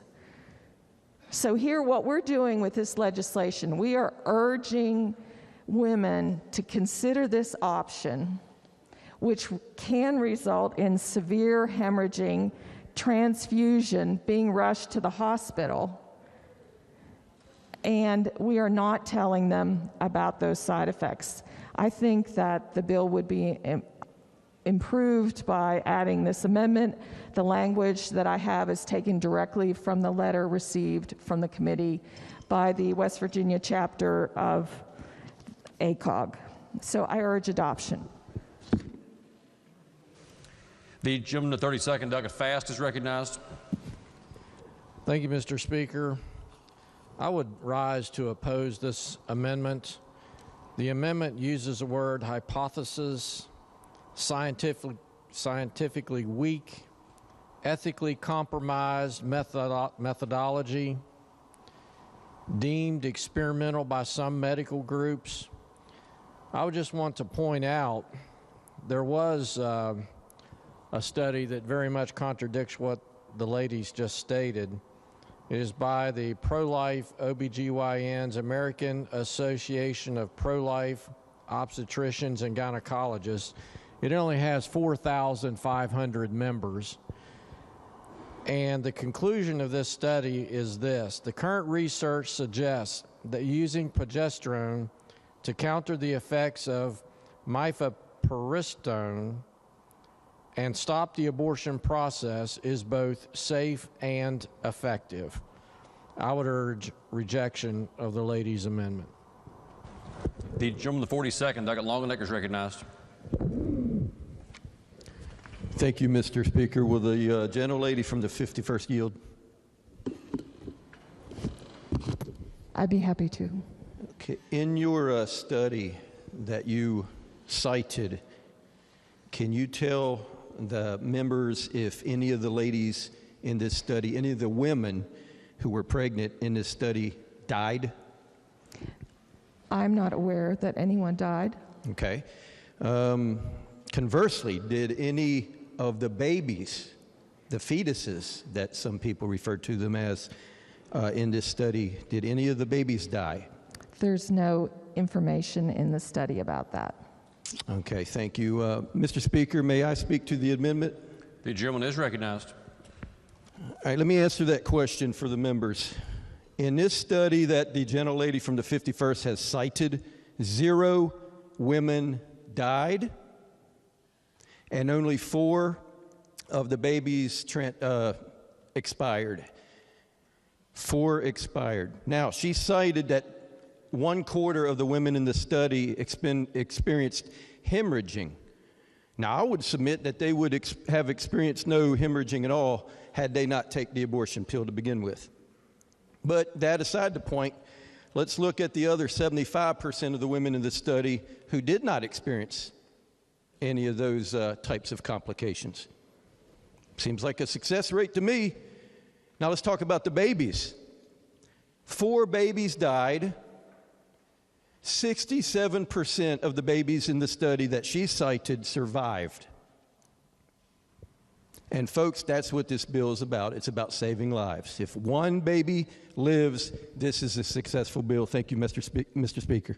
Oh, by the way, I urge rejection of the ladies' amendment. It's not necessary.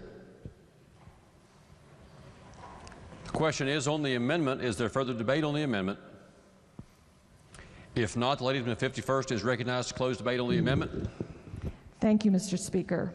Well, first, I'd like to say that the study cited by the gentleman Fayette is not comparable because this bill does not contemplate using progesterone to reverse. All it talks about is not taking the second pill. And that's what was kind of surprising about this study, that just not taking the second pill resulted in severe hemorrhaging.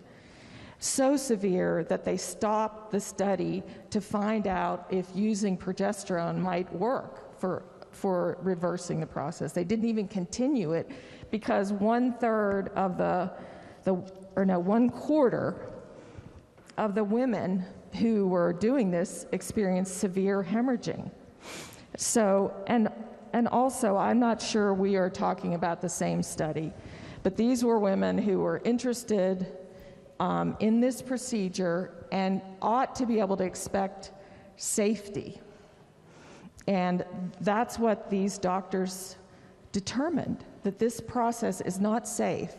Now, the language that I use about hypothesis is taken directly from the letter that we received from the West Virginia College of Obstetricians and Gynecologists. They use the word hypothesis. They use the word experimental. This process isn't safe. And telling people, suggesting that it might be safe without warning of possible side effects, that's the unethical part. You know, saying that you may do this and not saying that you risk serious hemorrhaging is a problem. And I didn't make up that language about hypothesis or experimental. I took it from the letter that our committee received, and I urge adoption of the amendment. The question before the House is the amendment. Those in favor of adoption of the amendment will please say aye. Aye. Those opposed will please say no. No. Noes appear to have it. Noes have it. Chair declares that amendment lost. Are there further amendments? Delegate Zukoff moves to amend the bill. This is HFA Zukoff number 13-23. Does the lady from the 4th wish to explain the amendment in lieu of having it read? Lady, are there objections? If not, the lady is recognized for that purpose. Yes, thank you, Mr. Speaker. This change to our code and actually simply adds to the notice that women making the decision on whether or not to proceed with a procedure. Currently, West Virginia State Code lets them know that the man who established paternity may have to pay child support based on his ability to pay. And this will change the code to say, let the woman who's making the decision know that that the man who helped create the child will now be required to pay 50% of the medical expenses that begin at conception, including hospital and delivery costs of the child, should she decide to keep the child. So I think this is simply adding to the notice that will help a woman have the information she needs to make that decision. I'd like to reserve the right to close, Mr. Speaker, and I'd like to ask for the yeas and nays, please. The question is on the amendment just explained by the lady from the 4th. The lady from the 32nd, Doug Kassinger, is recognized. Thank you, Mr. Speaker. I'm actually rising in support of my friend's amendment. One of the most prominent reasons cited for women to seek an abortion is because of financial hardship, and informing a woman that the father of the child is could be responsible for 50% of the medical costs, I believe, could actually help her decide to move forward with the pregnancy and ultimately deliver the child. So I would actually stand in support of the lady's amendment. The gentleman on the 28th, Doug Pack.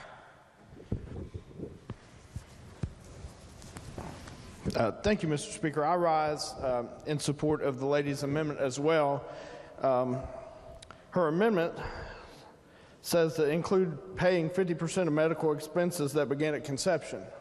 That at the very minimum implies that life begins at inception or at conception, and I would support the lady's amendment. Is there further debate on the amendment? If not, the lady from the 4th is recognized to close debate on the amendment. If not, a roll call vote was demanded. Is the demand sustained? Demand is sustained. Question then is, shall the amendment be adopted? Those in favor of adoption will vote aye. Those opposed will vote no. The clerk will prepare the machine.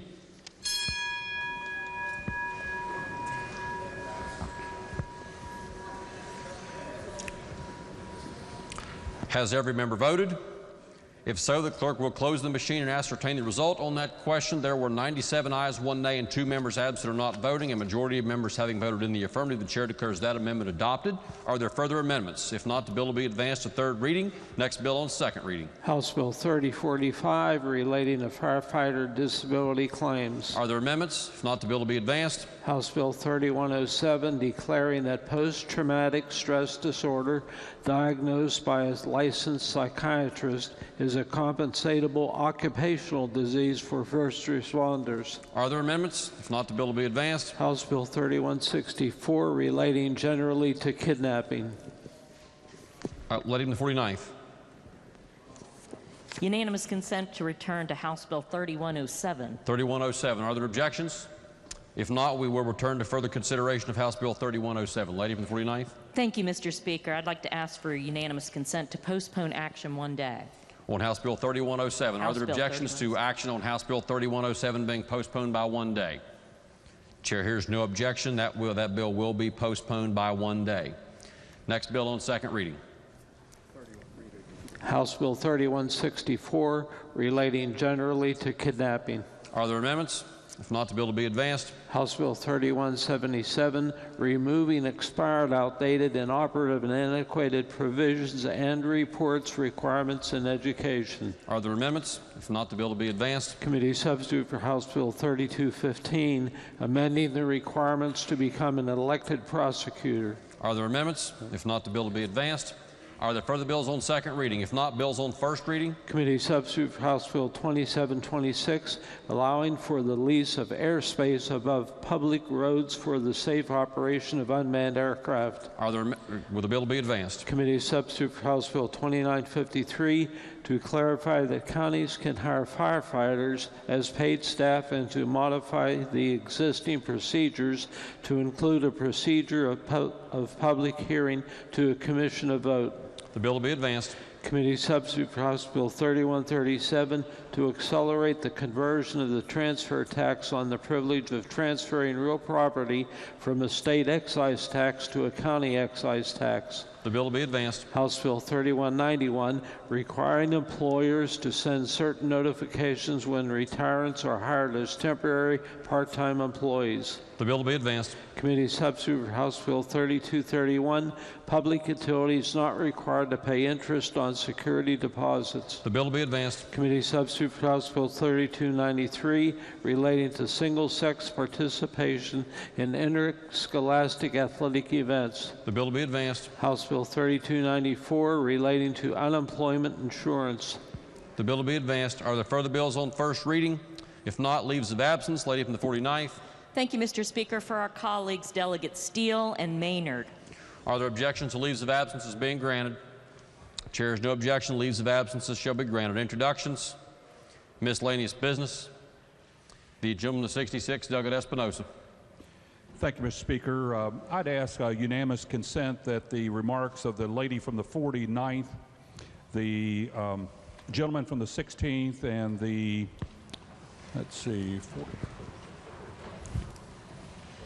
the lady from the 41st on their remarks on House Bill 2368 be added to the appendix of the journal. Are there objections?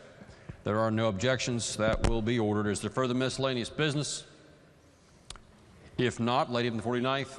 Thank you, Mr. Speaker. I move, subject to announcements, the House adjourn until 11 a.m. Wednesday, March 24th. The question is on the motion that, subject to announcements, the House stand adjourned until 11 a.m. tomorrow. Are there announcements? Yes. Lady of the 49th.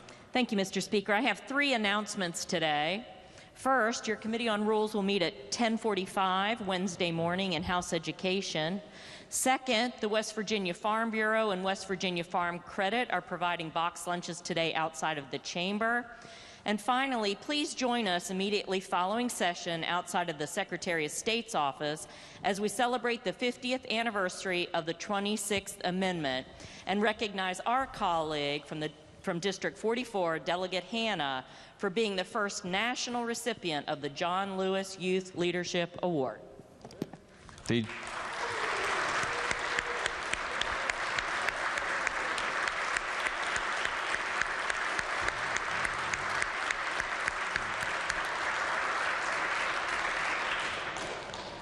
Gentleman to 63rd, Delegate Hardy.